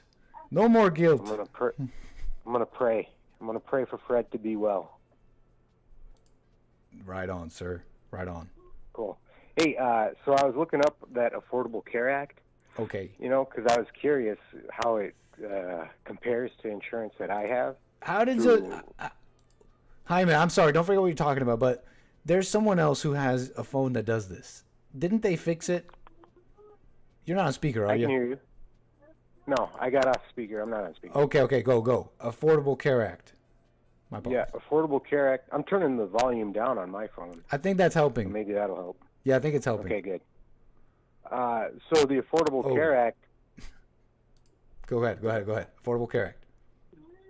So in Minnesota, a single guy making around what I make can get insurance for like $150 bronze level. Okay, so the government pays $470 directly to the insurer as a tax credit for me every month.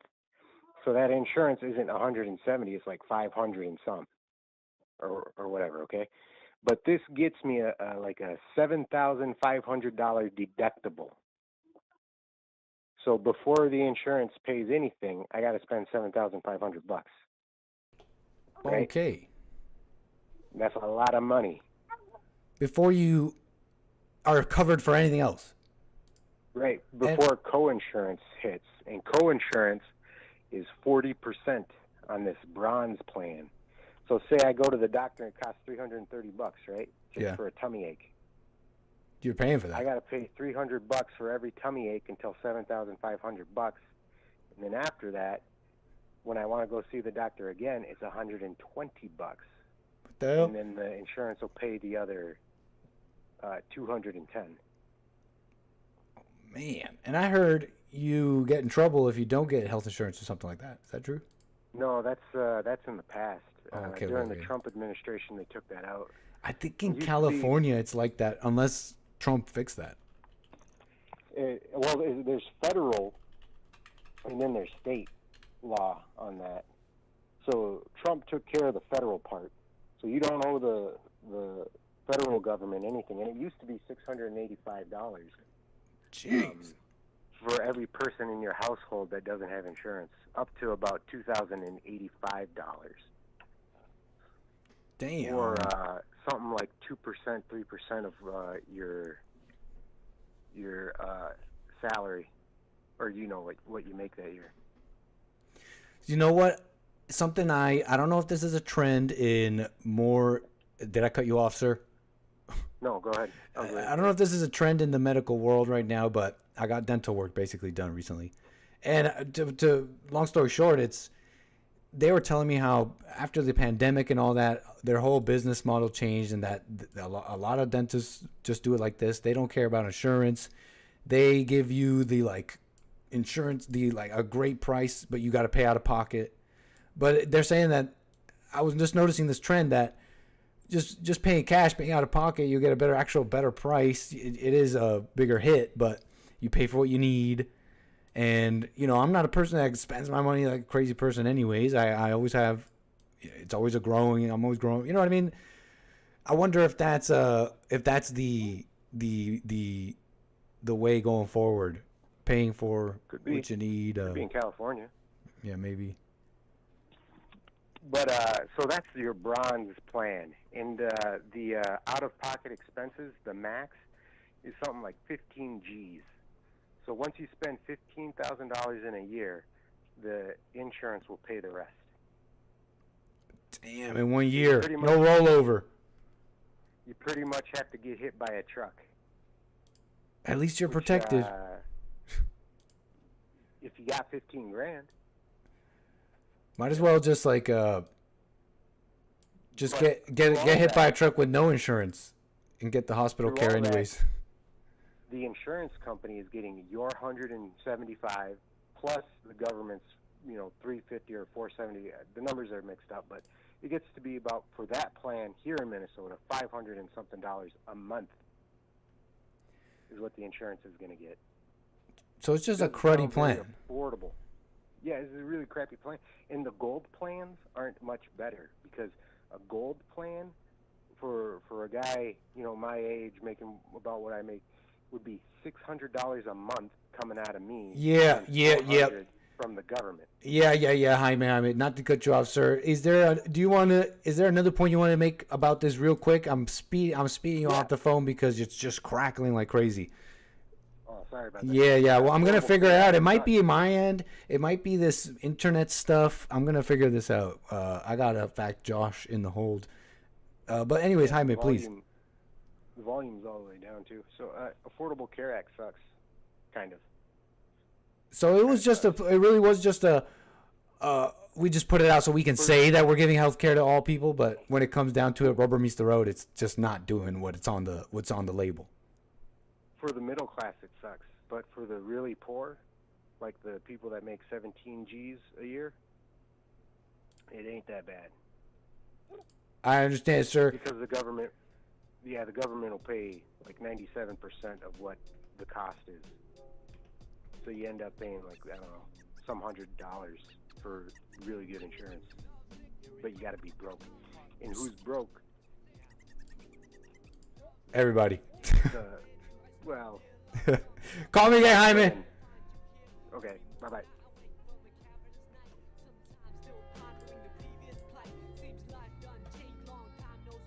Nowadays I often forget the day of the week, taking it by stride if you know what I mean. No harm done, no offense taken by me. So let's rap, we'll catch up to Paul. What's the hap? Perhaps we even closer. Now after all things considered on the side of the planet, couldn't pick a better time even if we planned it to come clean and candid. If I have to, what I wouldn't trade for your laughter. Sweet and sour spice in my poetry, pot melting, even better than the real thing. It's like a god in me. Saw the devil in you. I wanted to break myself in the worst way when I met you. Who would have thought conversate by the river, celebrate birds, sit and delivered the lines that are proved to be the seeds of trust. Unsigned, yeah, but destined to grow sunshine. Self-assigned, task piled on the desk of good words. Knowing hardship, appreciate the best of both worlds. C'est la vie, at the same, L-O-V-E, evidently see every song has a sequel. Never same, everything but the name. All fish, just like back then, how we do every day. C'est la vie, as they say, L-O-V-E, eloquently see every dream has a part two. Never say you got to keep it tight always, just like back then. Hear me out. Once together now, where do we go, dear divine? I pray that you keep watching over us from the heavens where light is the nucleus to the space filled with darkness and negative matter. Anti-gravity pull is what I'd rather feel when I leave this shell eventually. Ties to the mother earth ground me mentally. Real vibes keep me alive spiritually. Imagination brings bliss at no cost. When I blink, I receive at no loss. Victory comes in small packages like a leaf off an olive tree. Brought back by a dove from above, then I'm gonna rhyme love. We saw that we're coming ever since the beginning of the end. Well, anyways, I'm not a perfect being. Yes, We got somebody else here. We got Josh from Georgia. I do appreciate your call, sir. You're on the air. Hey, Josh. What's up, man? Thank you for your call. Yeah, no problem, man. I wanted to see if my phone was crackling, man. It's not crackling so far. Sounding great. Okay. Yeah, because I just got this phone, and I think if 4G doesn't work with computers. Like you're working on your like when you're calling a computer. I think 4G doesn't work. That's what the crackling may be coming from. I'm thinking. I don't know though. It sounded amazing. What you got? iPhone? Yeah. No, I got a some phone from Cricket. If you switch to Cricket, they give you a free phone. Let's go. You gotta be I upgraded updated. I'm saying the updated, even the cheaper tech will have the updated tech. Will have the 5G, 4G, whatever. Interesting. Thank you for this. Yeah, but you know, it's like I don't trust it, man. I don't like technology. I was scared of 5G, you know? Yeah, I heard. I always heard remember stuff. when 5G first came out? Yeah. You there? Yeah, I'm here. I'm sorry. I'm just talking over you, sir. You were talking about 5G. Go ahead. Yeah. No, I was just gonna say I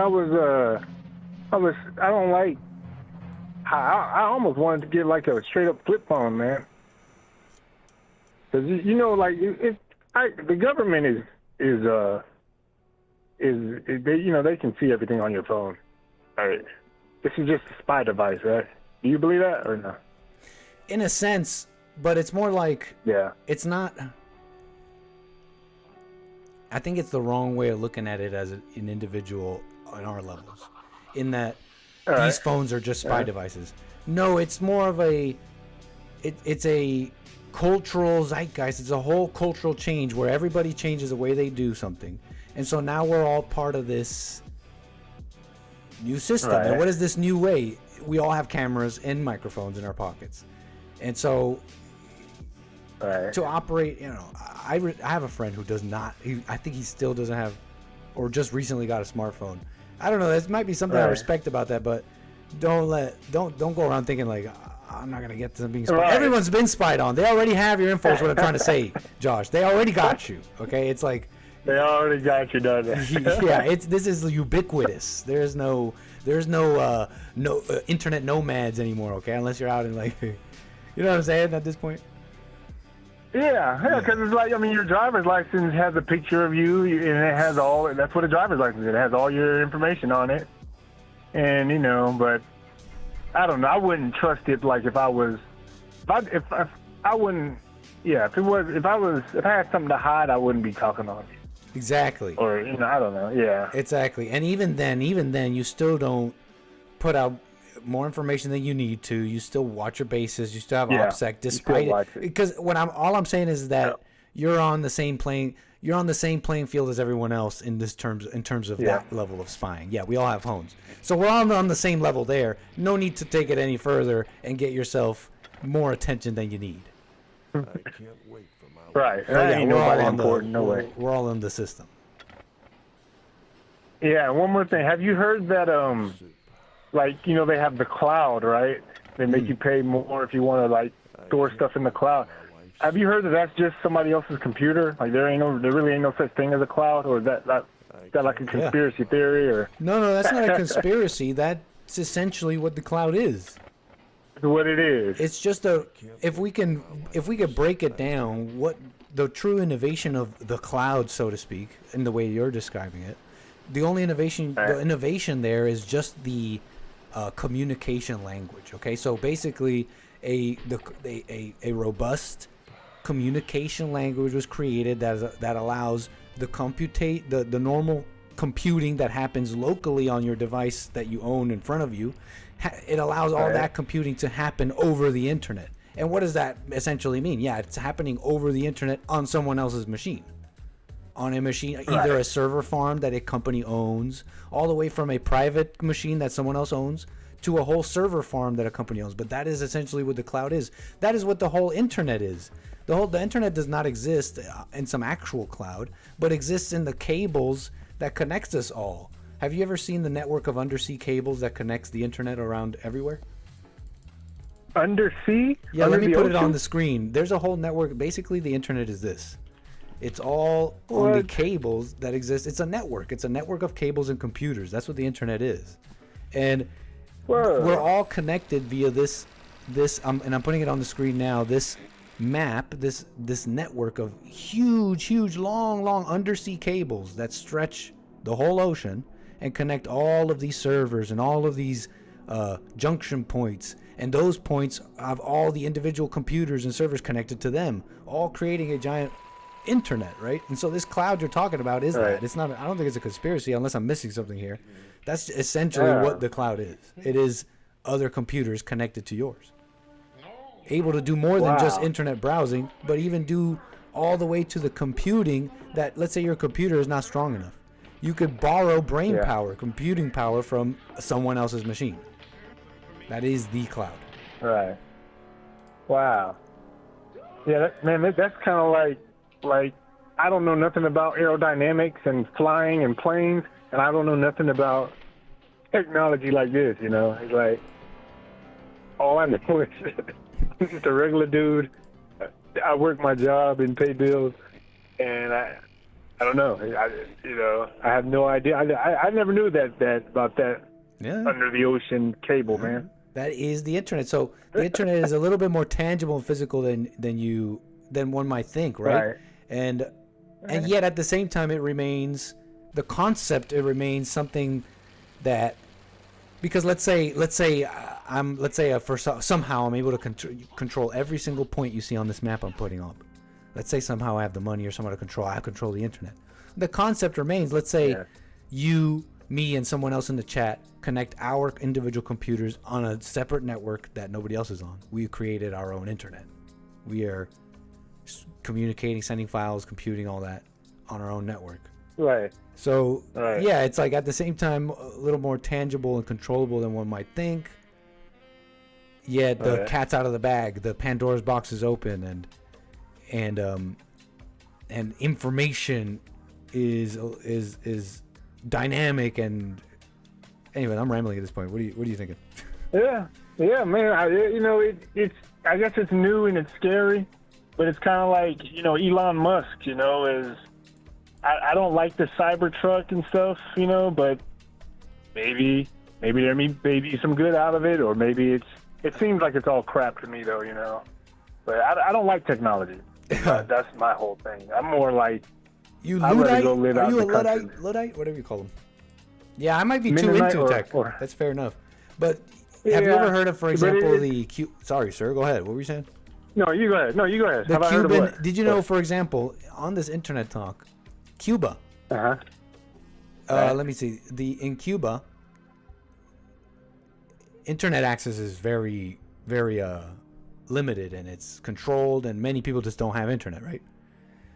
Right. And so in Cuba, there is essentially a network of distributors, of people who cache the internet as it is now periodically. Meaning what? Meaning they grab screenshots and they basically download whole websites and videos. And what a cache is essentially a snapshot of the internet, okay?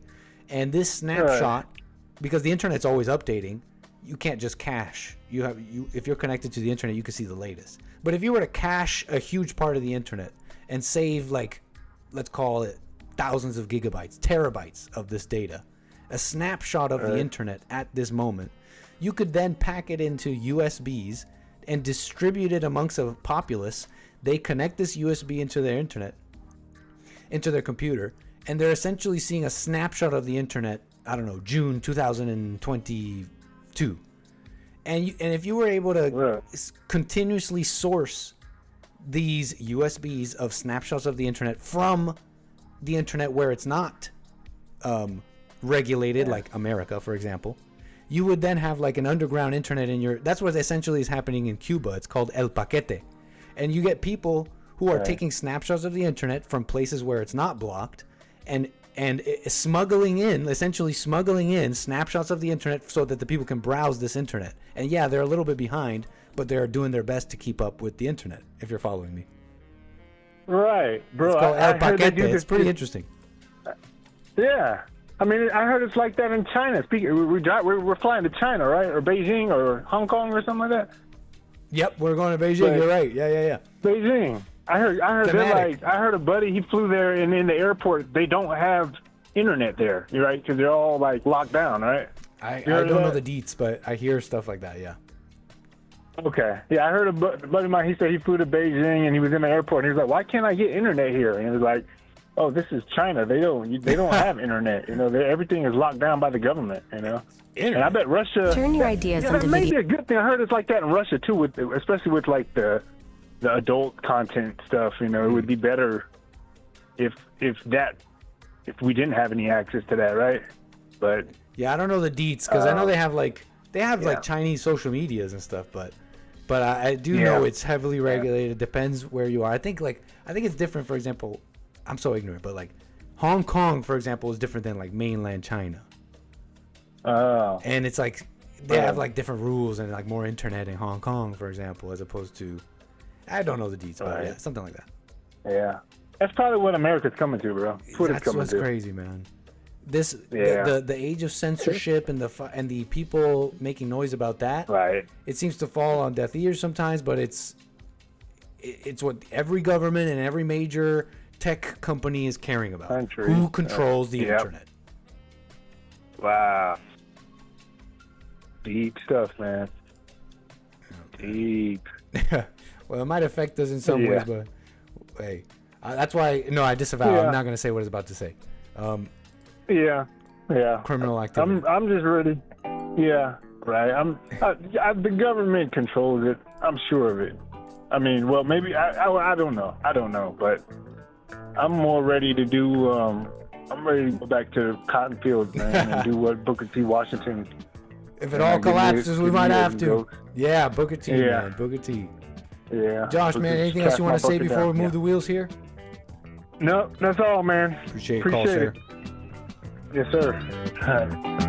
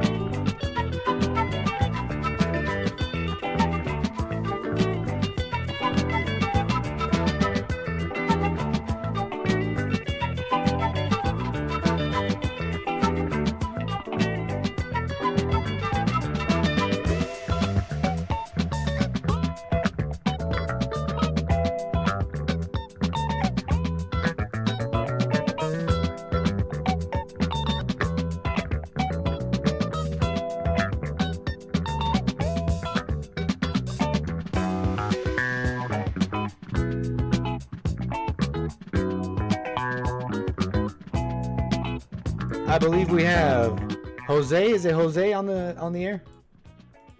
Nah, man, it's Donnie. Oh, damn. How you doing, sir? Welcome to the show, Donnie Armour. What's up? If you want to get to Jose, you can. I don't No, there's no Jose. This is you. You're Jose. It says Jose. Okay. No, but pleasure, sir. How you been? Hello? Hello. Welcome. How you been, man? I've been okay. How are you? All is well. Rocking and rolling. Good. Yeah, so what I wanted to call about was you guys are adamantly opposed to hate, aren't you? Everything seems to be love. Love with you. Hate is bad. Really? Hate is bad. So, hate is okay. mean. Hate is bad. It sounds like childish, but it's almost beautiful that way. I don't know. It's devoid of substance. I mean, how can you? Okay. Do you love? I'm going to paraphrase 𝒂𝒊𝒄𝒌𝒔𝒕𝒓𝒆𝒂𝒎. He's a guy that I've been wanting to get you to check out. Mhm. You should listen to some 𝒂𝒊𝒄𝒌𝒔𝒕𝒓𝒆𝒂𝒑. Definitely email me. Definitely email me, man. I read all my emails. I read all the comments on my videos. Yeah, radio@JesseLeePeterson.com. I'll shoot you an email of a short speech from him.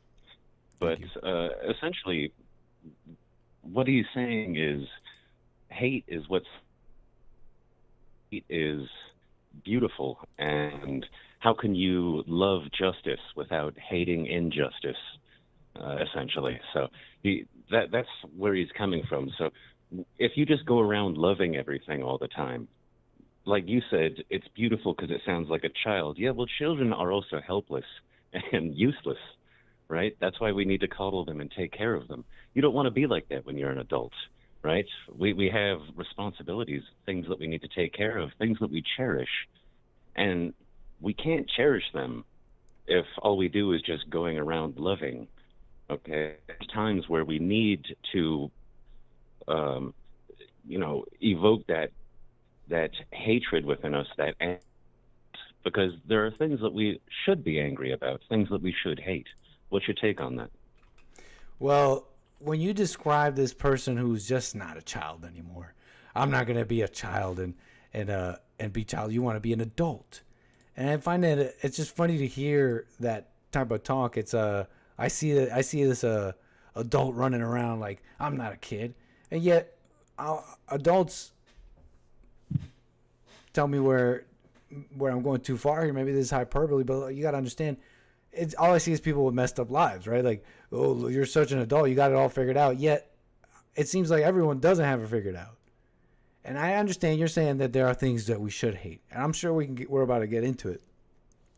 But I can't help but preface this with, well, show me all these people who have figured it out, that I'm not going to be a child. There's things we have to hate. There's things we gotta wake up about. I see people who've yet to figure it out. The people fighting in England, the people mad about this, anybody mad, individual, group, president, whatever, is a loser. They lose in life. They lose in what they're mad about. They just lose. Doesn't matter even if they got the facts right. And so, okay, so but yeah, go ahead. I mean, I do want to get into what is important to hate, but speak, please. Sorry. Let's run with that example with what's going on in England. You understand that this is nothing new, right? It's been happening in England for decades by now, right? You've heard about the Rotherham stuff, and are you on speaker, by the way? Could you come just a little closer to your phone? Oh, sorry about that. Does this work? Yes, thank you.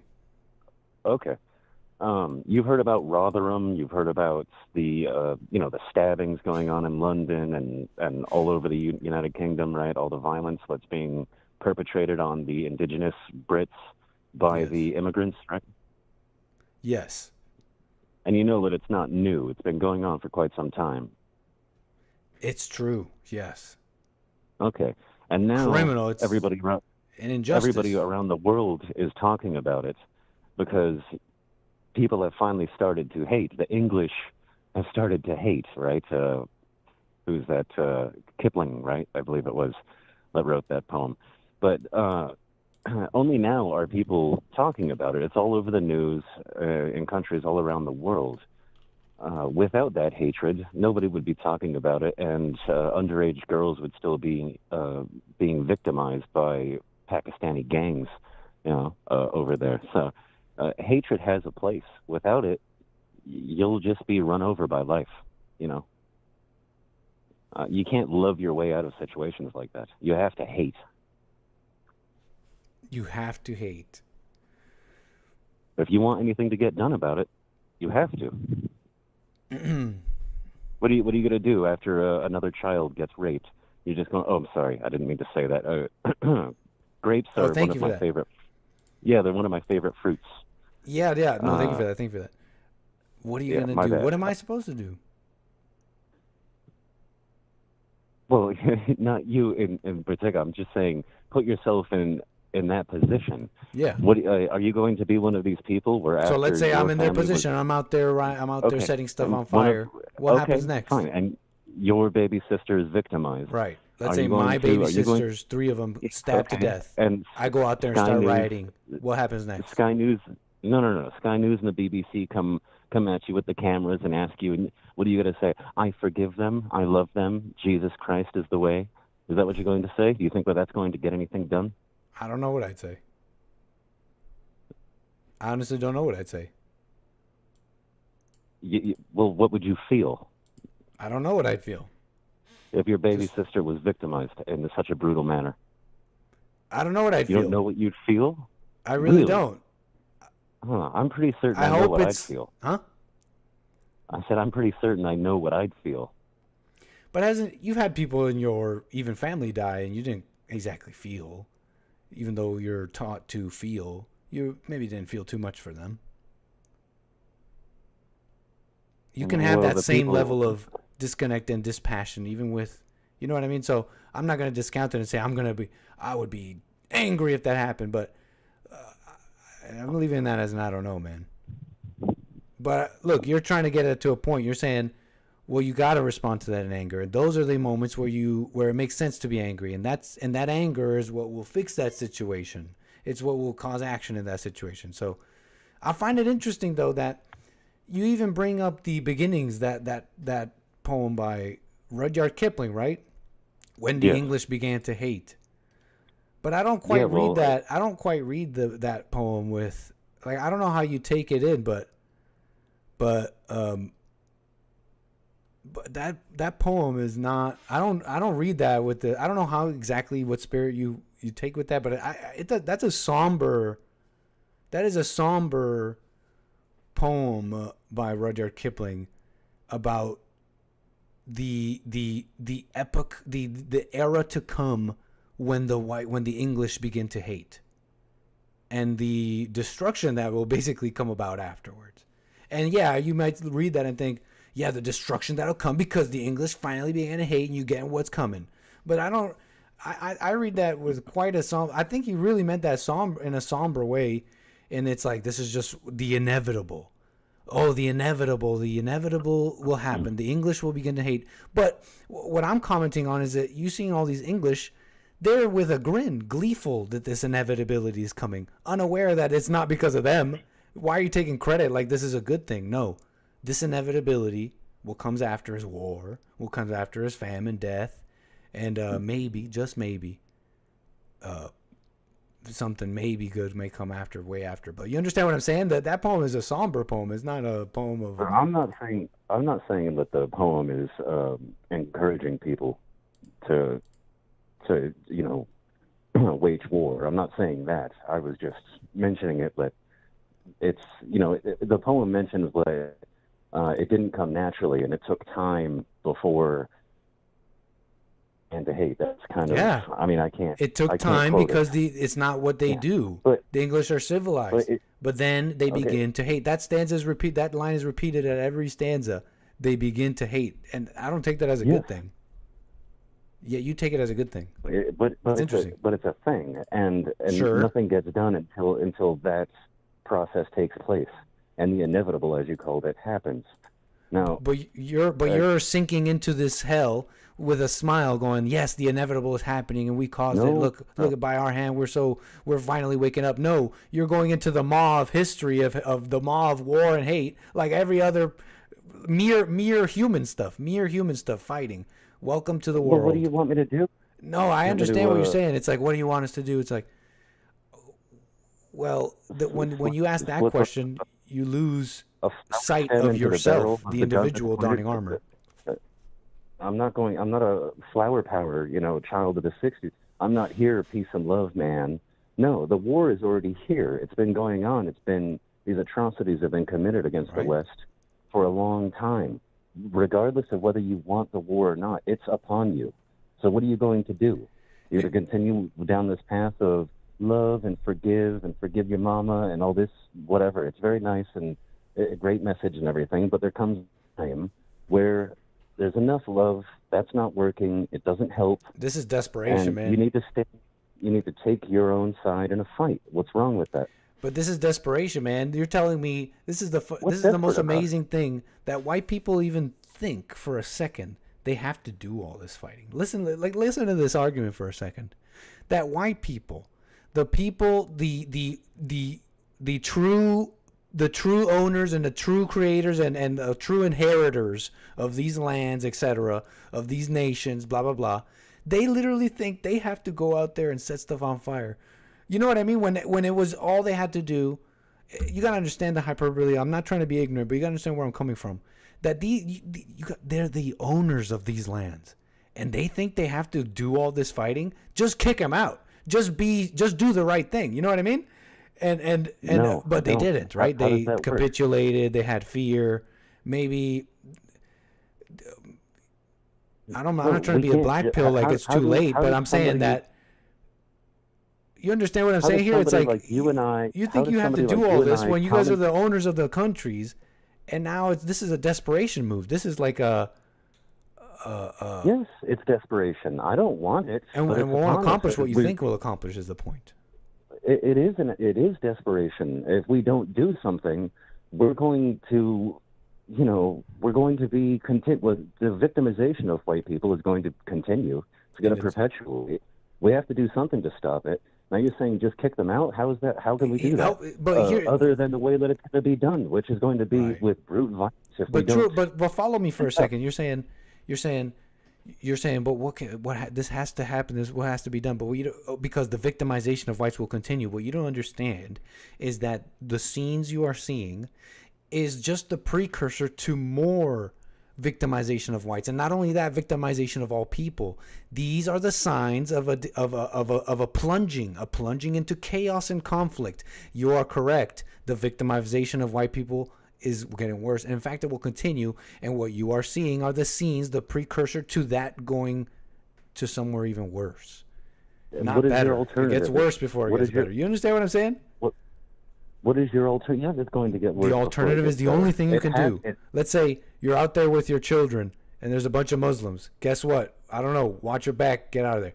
That's like visceral, like right in your face, the thing you can do right now. And then beyond that, it's only work on yourself, pick up, stack up your money. Sorry, what did you say? What should we? We should watch our back, get out of there. Go. That's like step one. That's like the visceral thing you can do. The like, because you're asking about like, I'm trying to speak to this person who, in their mind, believes I'm not hearing practical solutions. You guys are talking about loving all people. I'm not hearing practical solutions. And so that's what that answer was. It was me trying to speak to a practical. You said love, and you said watch my back and get out of there. Get out of where? They're in our home. Not in your house. You want me to leave my home? You want me to leave my home? House. Our nations. And so apply it to my home. It fits perfectly. If a bad person that hates me comes into my home, I'm supposed to turn tail and run. Get out of there. Watch your back. See, now you're just doing some nasty nitpicking where you're picking out these extremes to literally justify hating. And I'm being quite simple with it. You're going to these extremes of, if someone comes into my home, they're already in my home, but you're twisting language. I'm talking about your physical home. There's nobody there. You got locks still, okay? You still got hands. Look, all this to say what? All this to say is the point here is that you are picking these little things to justify hating. To literally justify hating. Look, you're telling me you don't think the British before they were out there rioting and all that, you don't think they were angry before that? You think they just suddenly got angry? They've been angry, man. They've been getting angrier. Everyone's been getting angrier, and it's only getting worse. Wake up.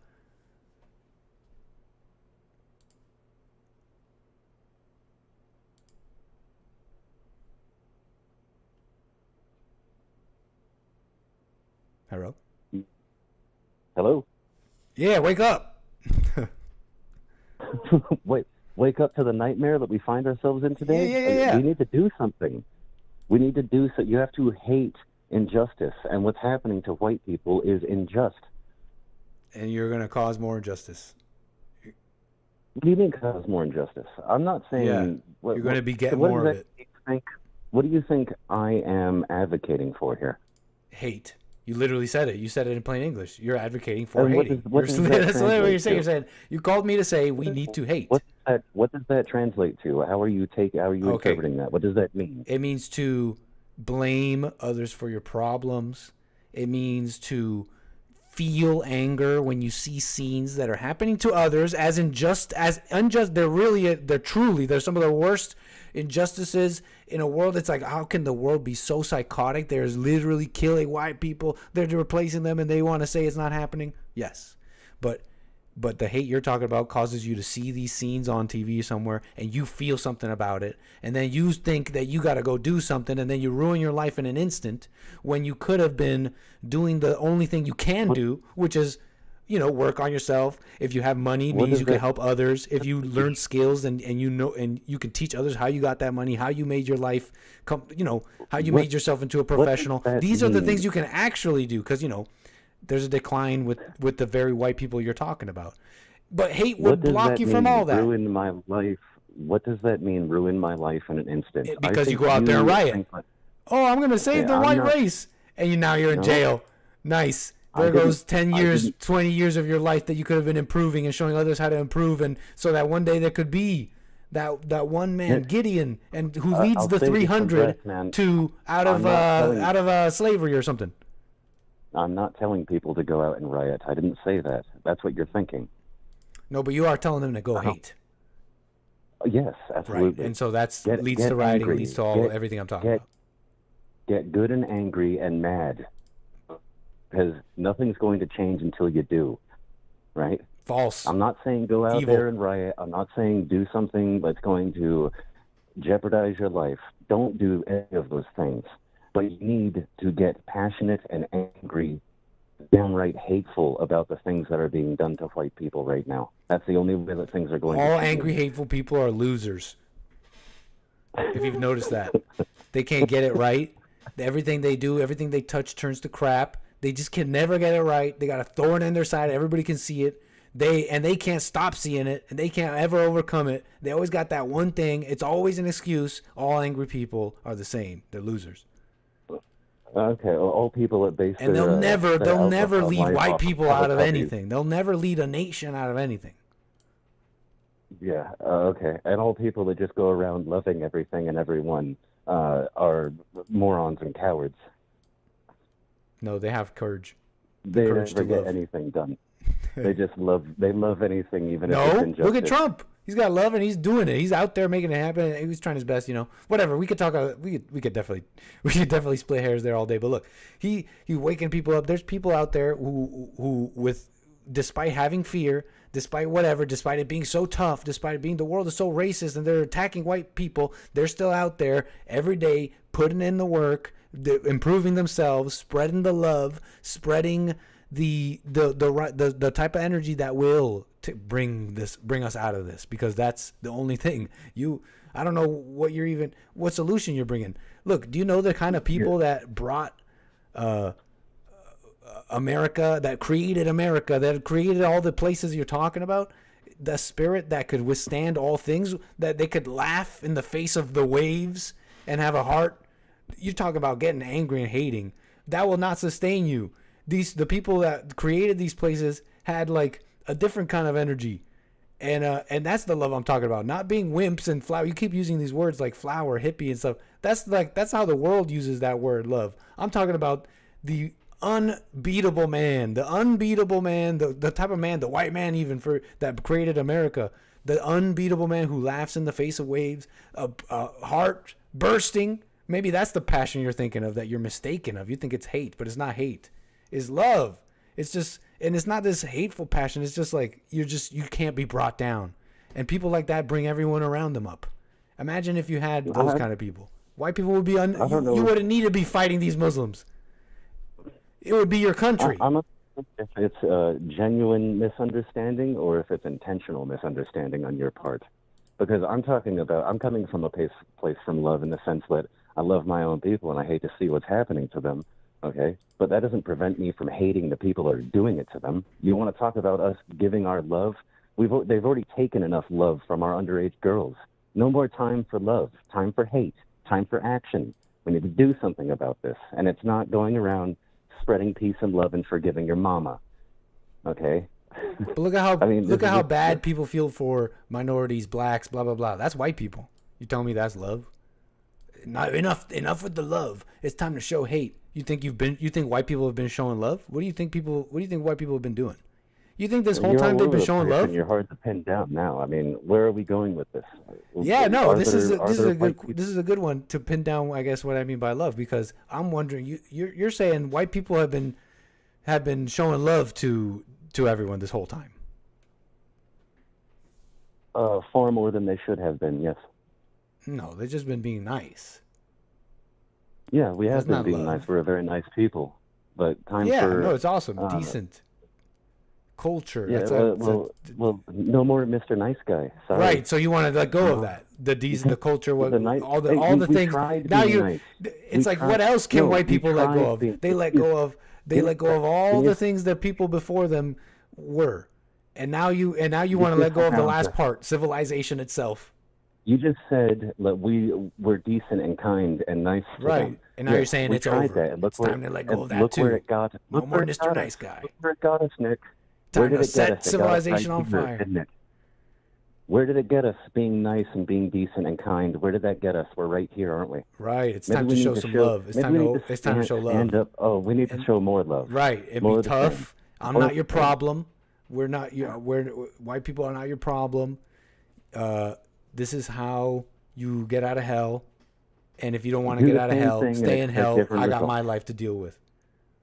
do the same thing and expect different results. Yeah, give them more love. Well, they're starting to. We're speaking two different languages, sir. On our underage girls and murdering our underage boys and our elderly and everything. But let's give them more love. No, Maybe the I first. don't agree with all that. We don't want any more murder and all that. It's not about all that. We agree on that. We don't want that. We don't. Want you know what? I just disagree on what the source of it is or what will really fix it. Sorry, sir. What'd you say? You're saying that white people need to continue what they're doing or even double down on it. No, they got to change.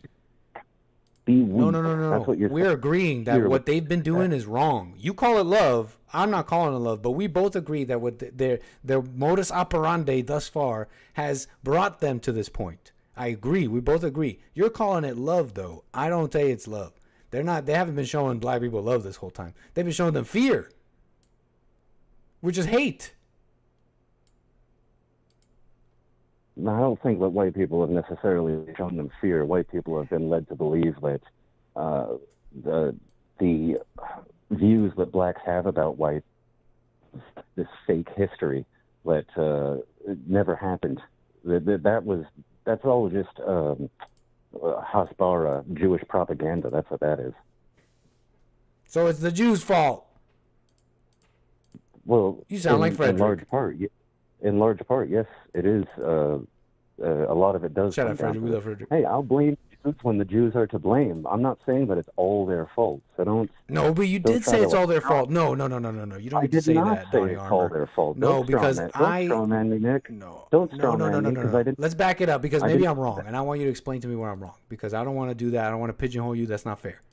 Because you're a clear speaker, and I'm the sometimes unclear thinker. So tell me where I got you wrong. Because you just said that no, white people have been made to believe this essentially by the Jews, and I'm someone who you can blame the Jews where they deserve blame, okay? But what you just said, that statement is not that. That statement, if the Jews are doing something wrong, that's one thing. But that statement you just said, oh, white people only believe in that because of the Jews, is not that kind of statement. That statement is a blame them for everything type statement. Because nowhere in that statement is there any, but why are the whites believing it? What's wrong with that? No.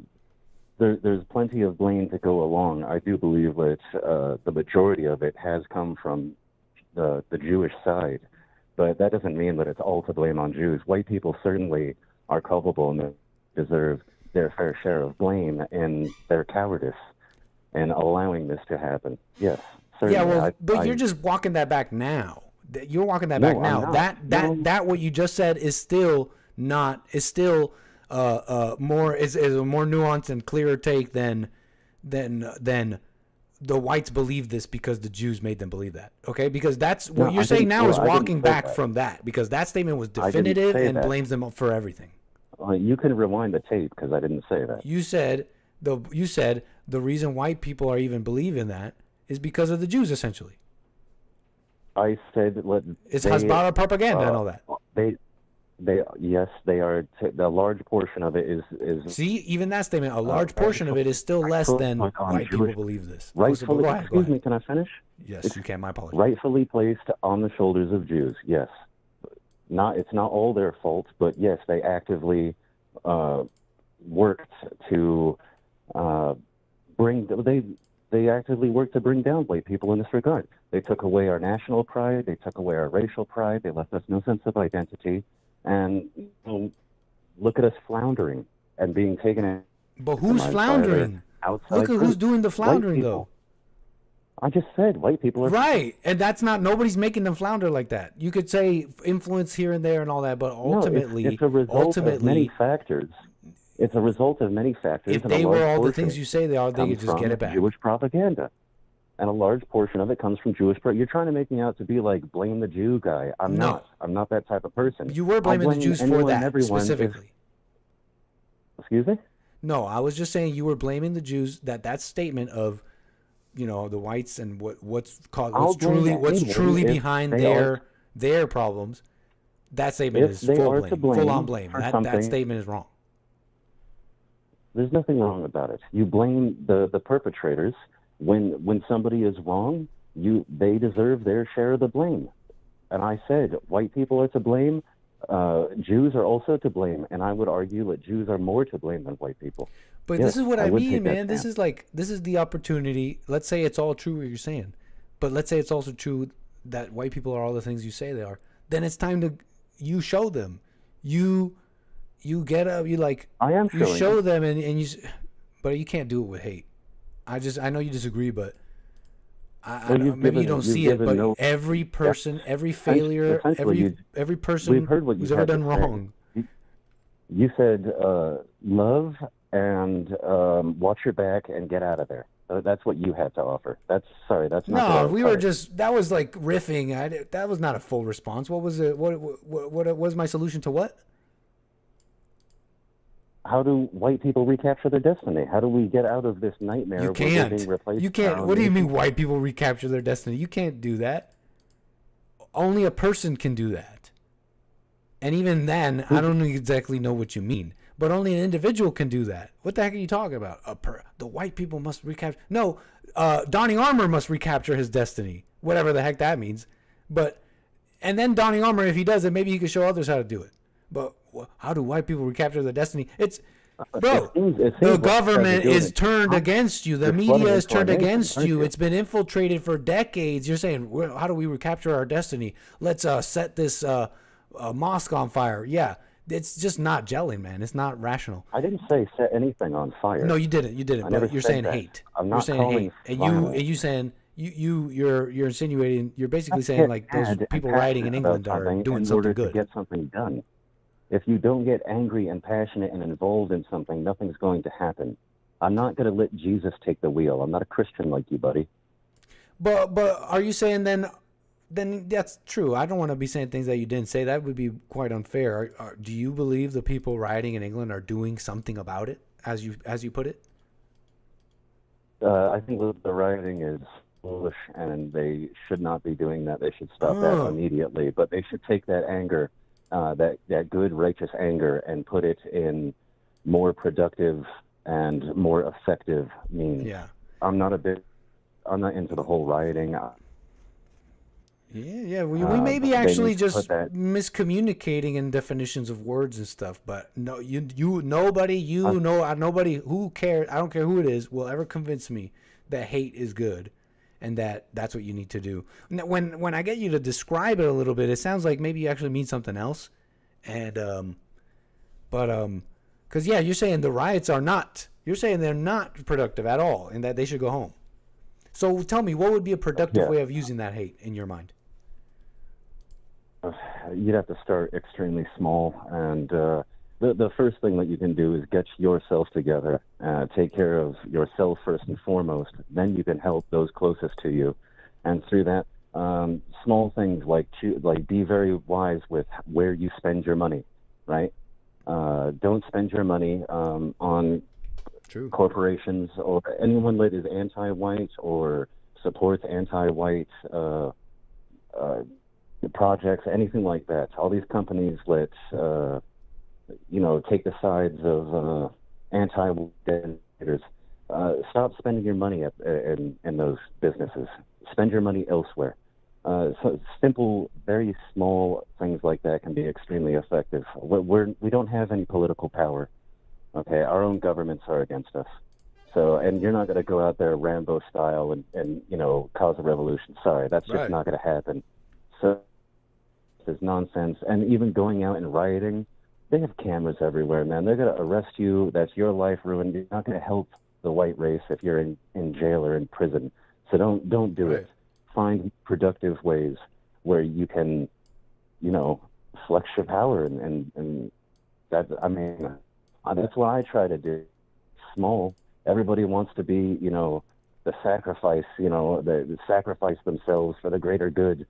But that is so true, reality, man. I just can't help but stress that people who are hateful can't even do that. Have you noticed that? They can't even manage to get that together. They're just simple little things in their lives. The one thing in front of them, they can't even get that together. And you may not mean, maybe you don't mean what I'm thinking. And that's why, sorry if I pigeonholed you, but I don't care who it is. You'll never convince me. Hate is evil, and all hateful people can't even get their lives together in the way you're describing. They have a lot of trouble. And people may not see it, but it's because of the hate, man. The hate blocks you from life. Yeah, you can't become blinded by your hate. So like there's no reasoning going on. That's not going to help you. That's not going to help at all. People still, the individuals that have been blinded by their hate, they go out and they do some horrific act of violence, and it's used against white people to even further this anti-white agenda. Right. That's why I say no, do anything like that. Don't become blinded by your hate, but feel it, experience it, embrace it, and use it in a productive way to help yourself. You can't hate your way out of the situation. You can't blame your way out of the situation. So when I said Jews are largely to blame, yes, they are. Do I hate Jews? No, I do not. And do I think that blaming Jews for everything is going to get us out of the situation? No, it's not. All right, so You're even making sense, Donnie Armour, man. Can I say something, though? Yeah. Do you ever feel anger? Go for it.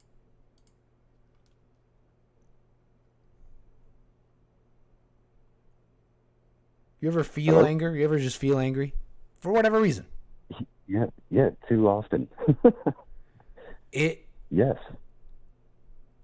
This is not coming from higher than thou, like I understand something you don't, but I gotta say, man, everything you just said is like not even wrong, but it's like goes deeper than you even know. If you feel anger, let's say you feel anger for like something stupid, I think you have like a demon in you that you can't control. Cool. And it influences your mind. Every time you get angry, it influences you in small ways. And it leads you down ways you were never meant to go. I think that you're trying to remove a part of your humanity. And it's fake and phony, and I don't think that you truly believe it deep down inside. That demon has a place within you. He has a place within everyone. And you have to, you need that. That's there for a reason. So it's something that you can fall back on. Nothing is more powerful than hate and anger. Nothing. Disagree, sir. Okay. It's a dark path. I'll try to send you that email of. Hey, big time, man! I want to get into it because, like, I never remember what people say out here. But you gotta email me those things. I see all my emails, all the comments. Yeah, sounds good, man. Thank you, sir. Call me again. Yeah. All right. Have a good one, then. Right on, sir.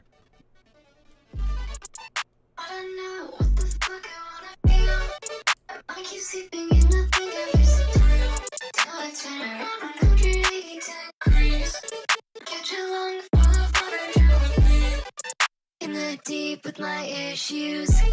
Don't know what's next to be continued. Won't you tell me what I'm doing?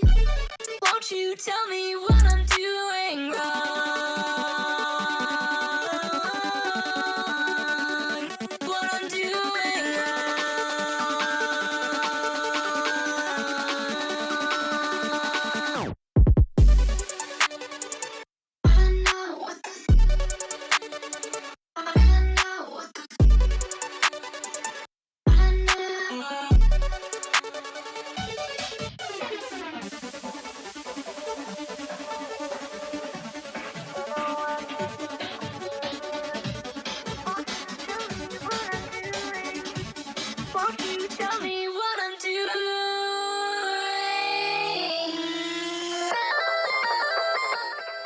What the? We gotta check the cockpit here. How far are we from the...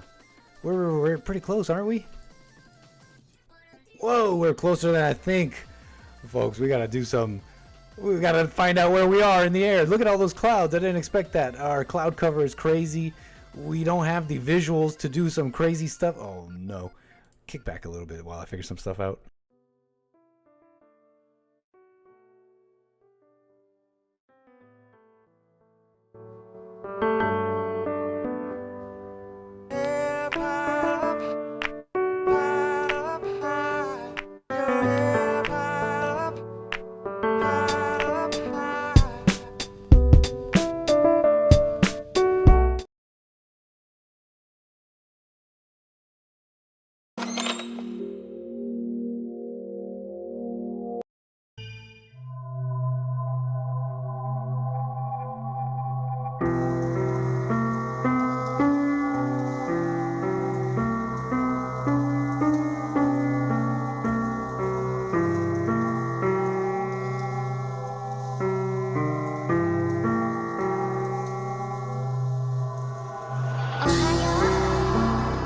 So, here we are again. I'm glad I intervened when I did.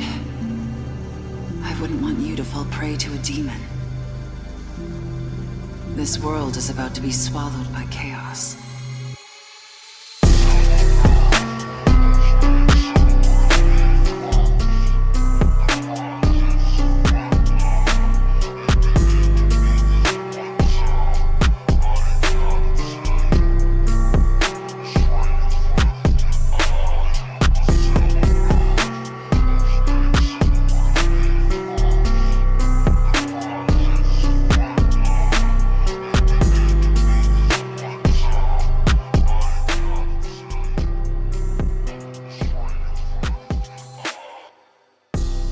It's called the Conception, the rebirth of the world, an event which no human has ever witnessed.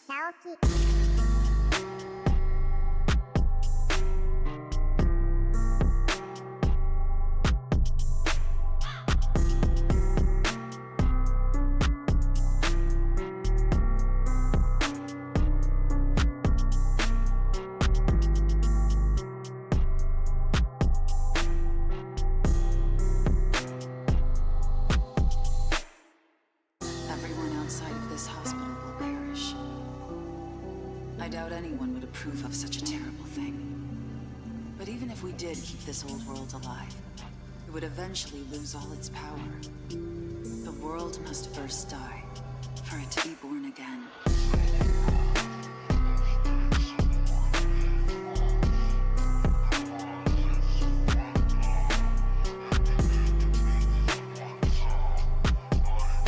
Okay, this is bad. We're way too high up. We got to figure something out. We might have to do a dive. Okay, so seatbelts on, trays up.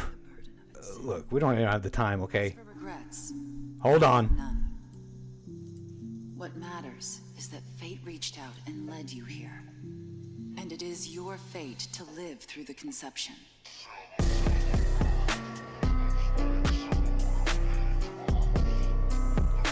Here we go! Dive, dive, dive.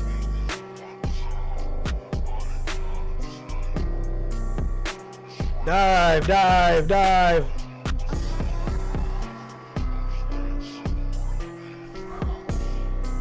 We're gonna bleed off 12,000 feet, 15,000 feet or so.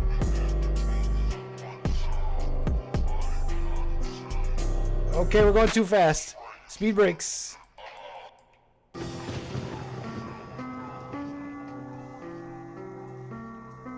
May actually be more painful than death. But I believe. Okay, we need to level out right now. Holy crap. We're gonna hit the ground. We're gonna hit the ground. We can lose 10,000 feet really fast. Okay, I think we're okay.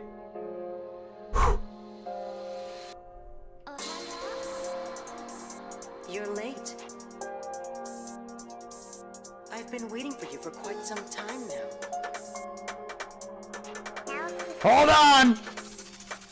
If you wish to proceed further, just sign your name.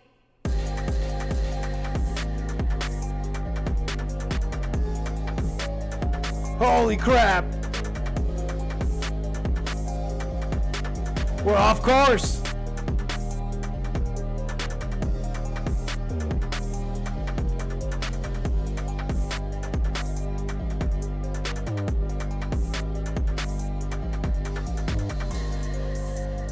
It's a contract of sorts.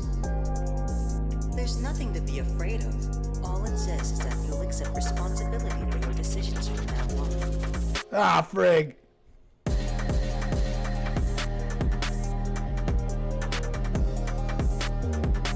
Come on.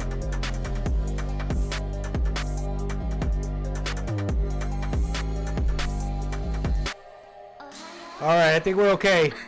We are 3,000 feet away from the ground, almost. I mean, from the ocean. This is bad. Our lives are in danger. Do you want to die? I think we're okay. Does it matter? Way too close to the ocean.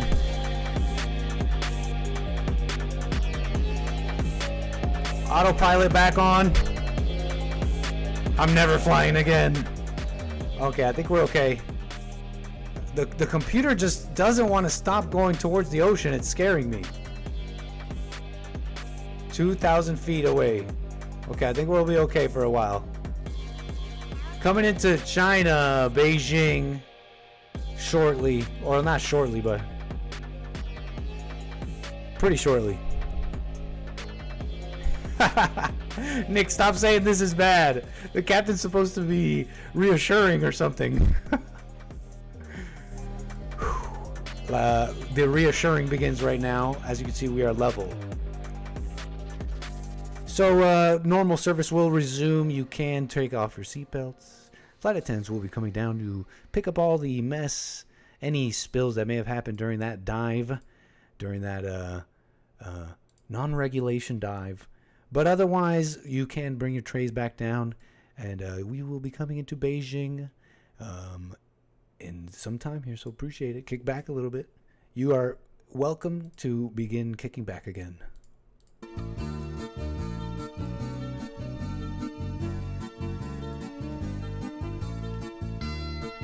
And in the meantime, thank you so much for the people who are holding. I have some caller here. Let me get right to Houston. We're going to Texas for this call. And I think I know who it might be. Texas, you're on the air. What's happening? What's up, Teresa? How you been? I've been good. I just came on, I guess, at the end of the Jew talk, so I was just like, okay, well, I'll wait. It's nice to hear from you, I'm Teresa. going off subject. No problem at all. But I saw something today, and I was like, oh, man, this would be a great little subject for calling Nick about, and asking a few questions, see what he thought about it. What do you think about body language? Body language, you said? Yes. Oh, it's definitely fascinating. People show more than they think. It's a funny thing. Exactly. So it is true, basically. Well, how are you thinking about it? I mean, yeah, because you can look at body language in it that you might not know the physical language, but everybody speaks the same body language. Mm-hmm. There's ways to tell if you're telling the truth, or a lot of like body language experts, as they say, Mm-hmm. they just look at how the person's behaving. They don't know that person at all. Okay. You know what I'm saying? So it's kind of like a non-bias. They're just going by what they're looking at, what they're observing. And so usually most body, so what I watched today was I watched 4 body language experts do a body language breakdown on both Kamala Harris and President Trump. Mm-hmm. And it was right on. And what'd you learn about Kamala and President Trump? That President Trump is really, really smart businessman, and he knows how to talk to people. And when you know how to talk to people this is going to sound like degrading to some, but if you can talk to someone on like an 8th grade level or an 8-year-old level where an 8-year-old can understand it, instead of using all these big, bodacious words, you know what I'm saying? And Well, what about? Yeah, I'm following. Words, but you're not saying nothing. But if you break it down to the smallest level, and that's part of body language. The language that you're using, you observe that in it. You know what I'm saying? And so what they I'm following what you're saying. You told me you learned, but you told me you learned something about Trump. You learned that he was a good business person and he knows how to talk to people. What about his body language taught you that he was a good business person, for example?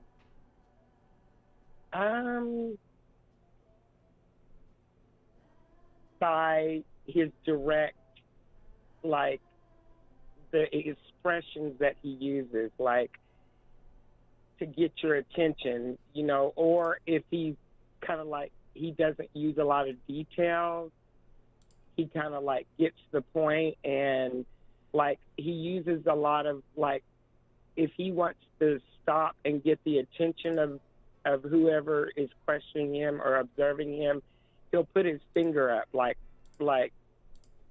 a number one. You know what I'm saying? And that's a way to stop a person. You have to see it. You have to observe it and then see how the body language people break it down. And I was like, yeah, okay, I see that. And then they show it again, like the whole interaction and the body language, like they did the body language of Kamala. And everything that she was saying in the affirmative, but she was shaking her head in the negative. And like she would use her hands in an expressive type of way to try to. It's hard to No, I'm following what you're describing, though. I'm following what you're describing. I'm just I'm stressing. I'm setting a high standard to the comment you made. You know, for a point, because you said that you learned something about Donald Trump, and so far you've just told me things that you noticed in his maybe behavior that maybe gave you clues, but you're drawing from multiple places to say that he's that he knows how to speak to people in a business way and all that. You're drawing from multiple things because, you know, his good businesses tell you he's a good business person and all that. You know, you understand what I'm saying? What did you learn about Donald Trump? What did you really learn about Donald Trump, though, through body language? Through body language. That's a good question.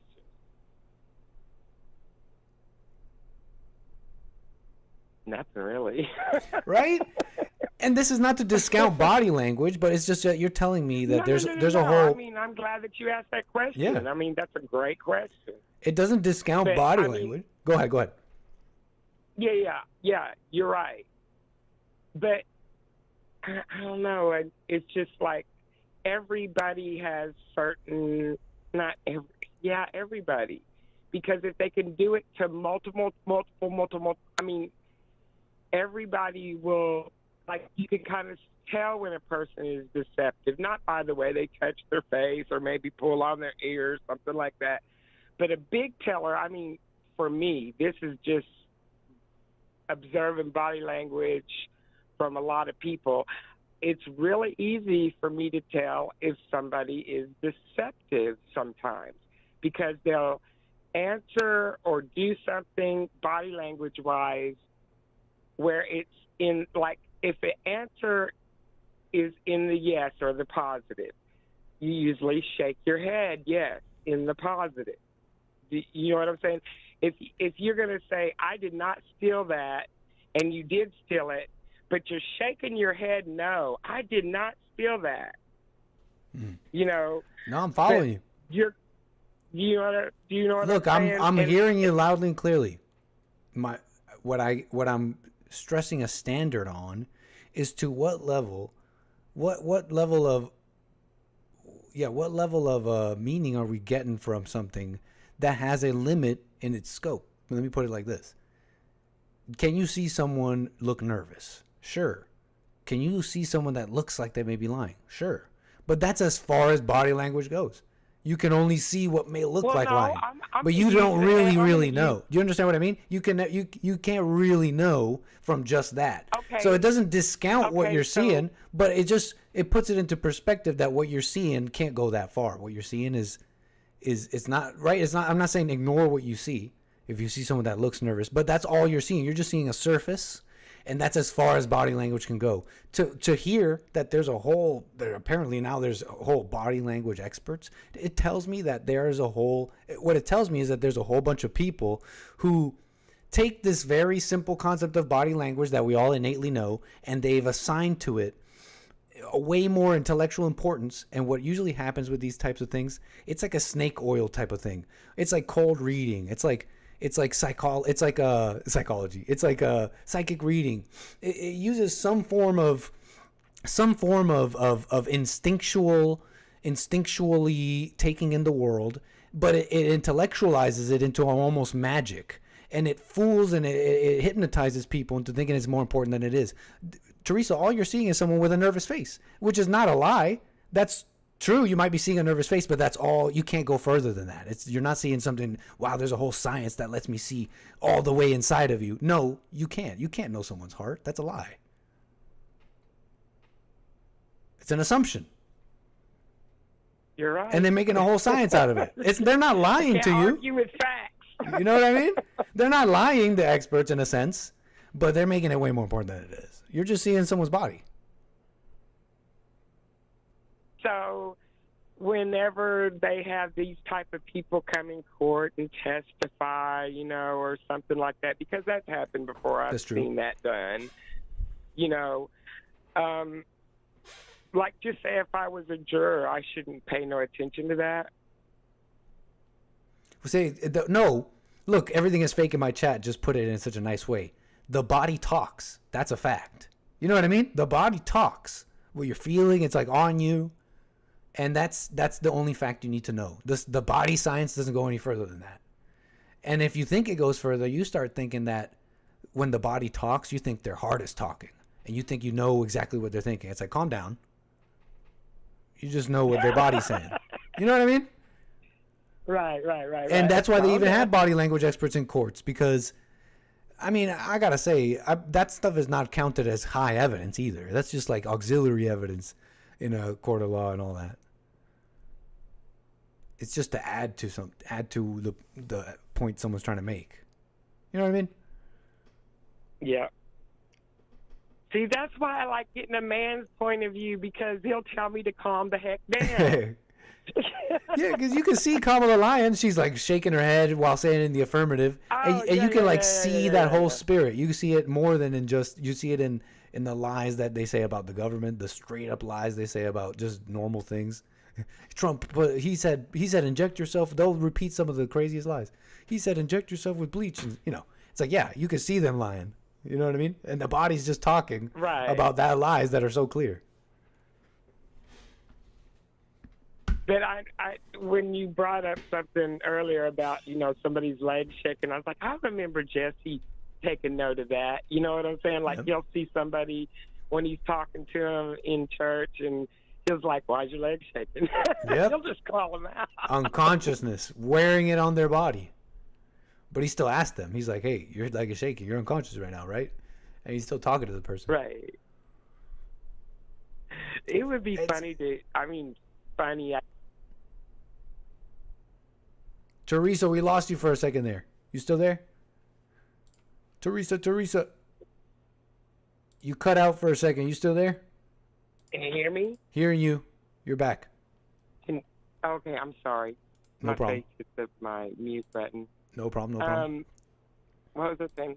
Oh, it would be cool to see a reaction, like to see Jesse do an interview with one of these body language experts. That is a great idea. Do you have anyone in mind? Maybe don't say it. Email me. But if you have anyone in mind, I'll get on that right away. I'll email you the on YouTube that I saw. Perfect. I'll email you that, and then I was like, that was the first thing that came to my mind. I was like, wonder how Jesse would handle that. Amazing idea. Yeah, these are the type of people that Jesse needs to talk to, like just different people who believe different things. I love it. Email me. I'll get right to it. Send them out. Okay, hit them on all fronts. No, you just email me. I'll email them, and I know I'll hit them on all fronts. I don't know their your Facebook. email. Radio at JesseLeePeterson.com. Radio at JesseLeePeterson.com. Yep. Correct. All right. Got it. Teresa. All right. Call me again. Talk to you later. Thanks. Bye. Bye.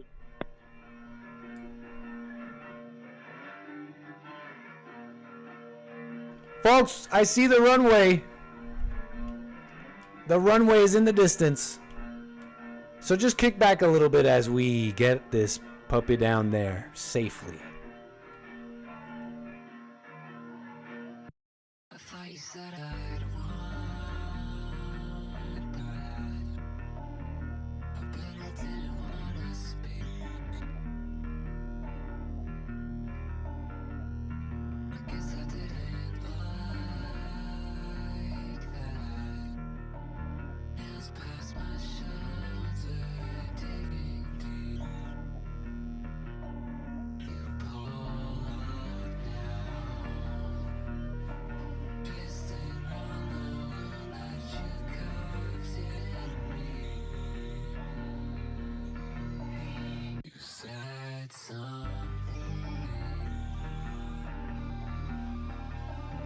You said something to me.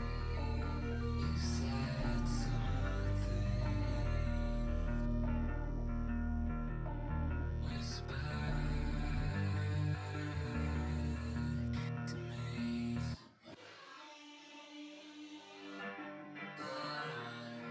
forgot the improv word that you gave me.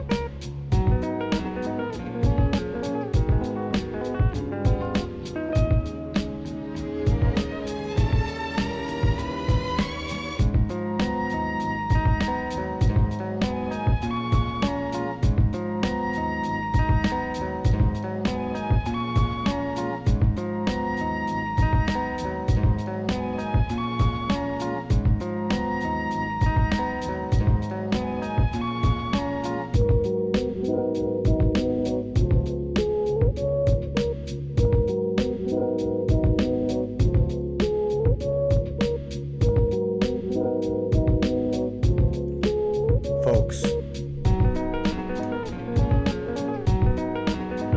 your local time is 10 a.m. We've arrived in Beijing.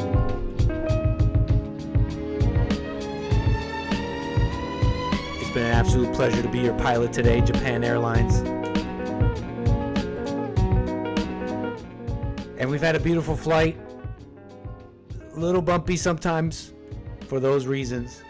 Make sure that when you open up those overhead compartments, you are very, very careful before you go crazy and open them up, okay? Because they may have shifted. I have the suspicion they may have shifted sometime during this trip, okay? So be very careful. Our flight attendants will be happy to help you. They will be happy to connect you to your connecting flights and all that. So make sure you ask them and thank them. They might want to sell you some credit card stuff, you know.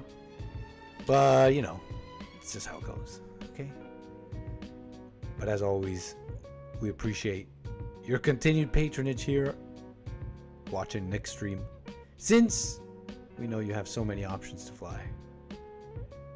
It's been a pleasure. This is your captain speaking, the American Anchor Baby. And I'm very thankful. Hope you enjoyed the show today. Anchor Baby Flight Miles. That is a genius idea, Terry. We need like a full-on airline, top-down airline. I've been dreaming about it. And And thank you, Lord Spike Protein, getting in there before we leave with a super chat. Very generous. Thank you so much. John Zimmer, I know that you were in the super chats earlier, and I know I said it. Madi Ubaldo, thank you so much. Says, hola, Nick. Have a good weekend, everyone else. Birdie Bound Brian with some back-to-back super chats I missed says, slow it down. I just dissed you. And he says, Jaime, if you love anybody, you'll get a new phone, or at least if you love calling the show. Thank you, Birdie Bound Brian. Kohlberger Art, thank you so much earlier there. Said, Frederick seems to be more into preaching the wrong rights instead of putting down the bucket where he stands. Have a little love. You know, Frederick, Kohlberger is showing you love. Frederick is showing you pure love here. Carver, thank you so much. Says, need to do a Kamala's I'm Speaking on VR chat soon. Yeah, that's not a bad idea. You think I could rock a Kamala? I think I can work on it. Glizzy's in the chat. Thank you, Terry, so much. Harmony, all of you were sitting in the Baldur's Lounge. Absolutely you were. And that's it from me. I hope you enjoy the rest of your Friday. You know, as always, I'll see you on the other side. Sunday. I'll see you Sunday. We're not dying. And I'll see you Monday and all that. As we do, hit the notification bell in case I ever come on live when you don't expect it. You never know, right? The Anchor Baby. He's just the elusive Anchor Baby. Kevin Howe with the super chat. Thank you. Says, shout out Snake Pit. Always shouting out the Snake Pit. We love y'all. Take care. I'm out. Peace.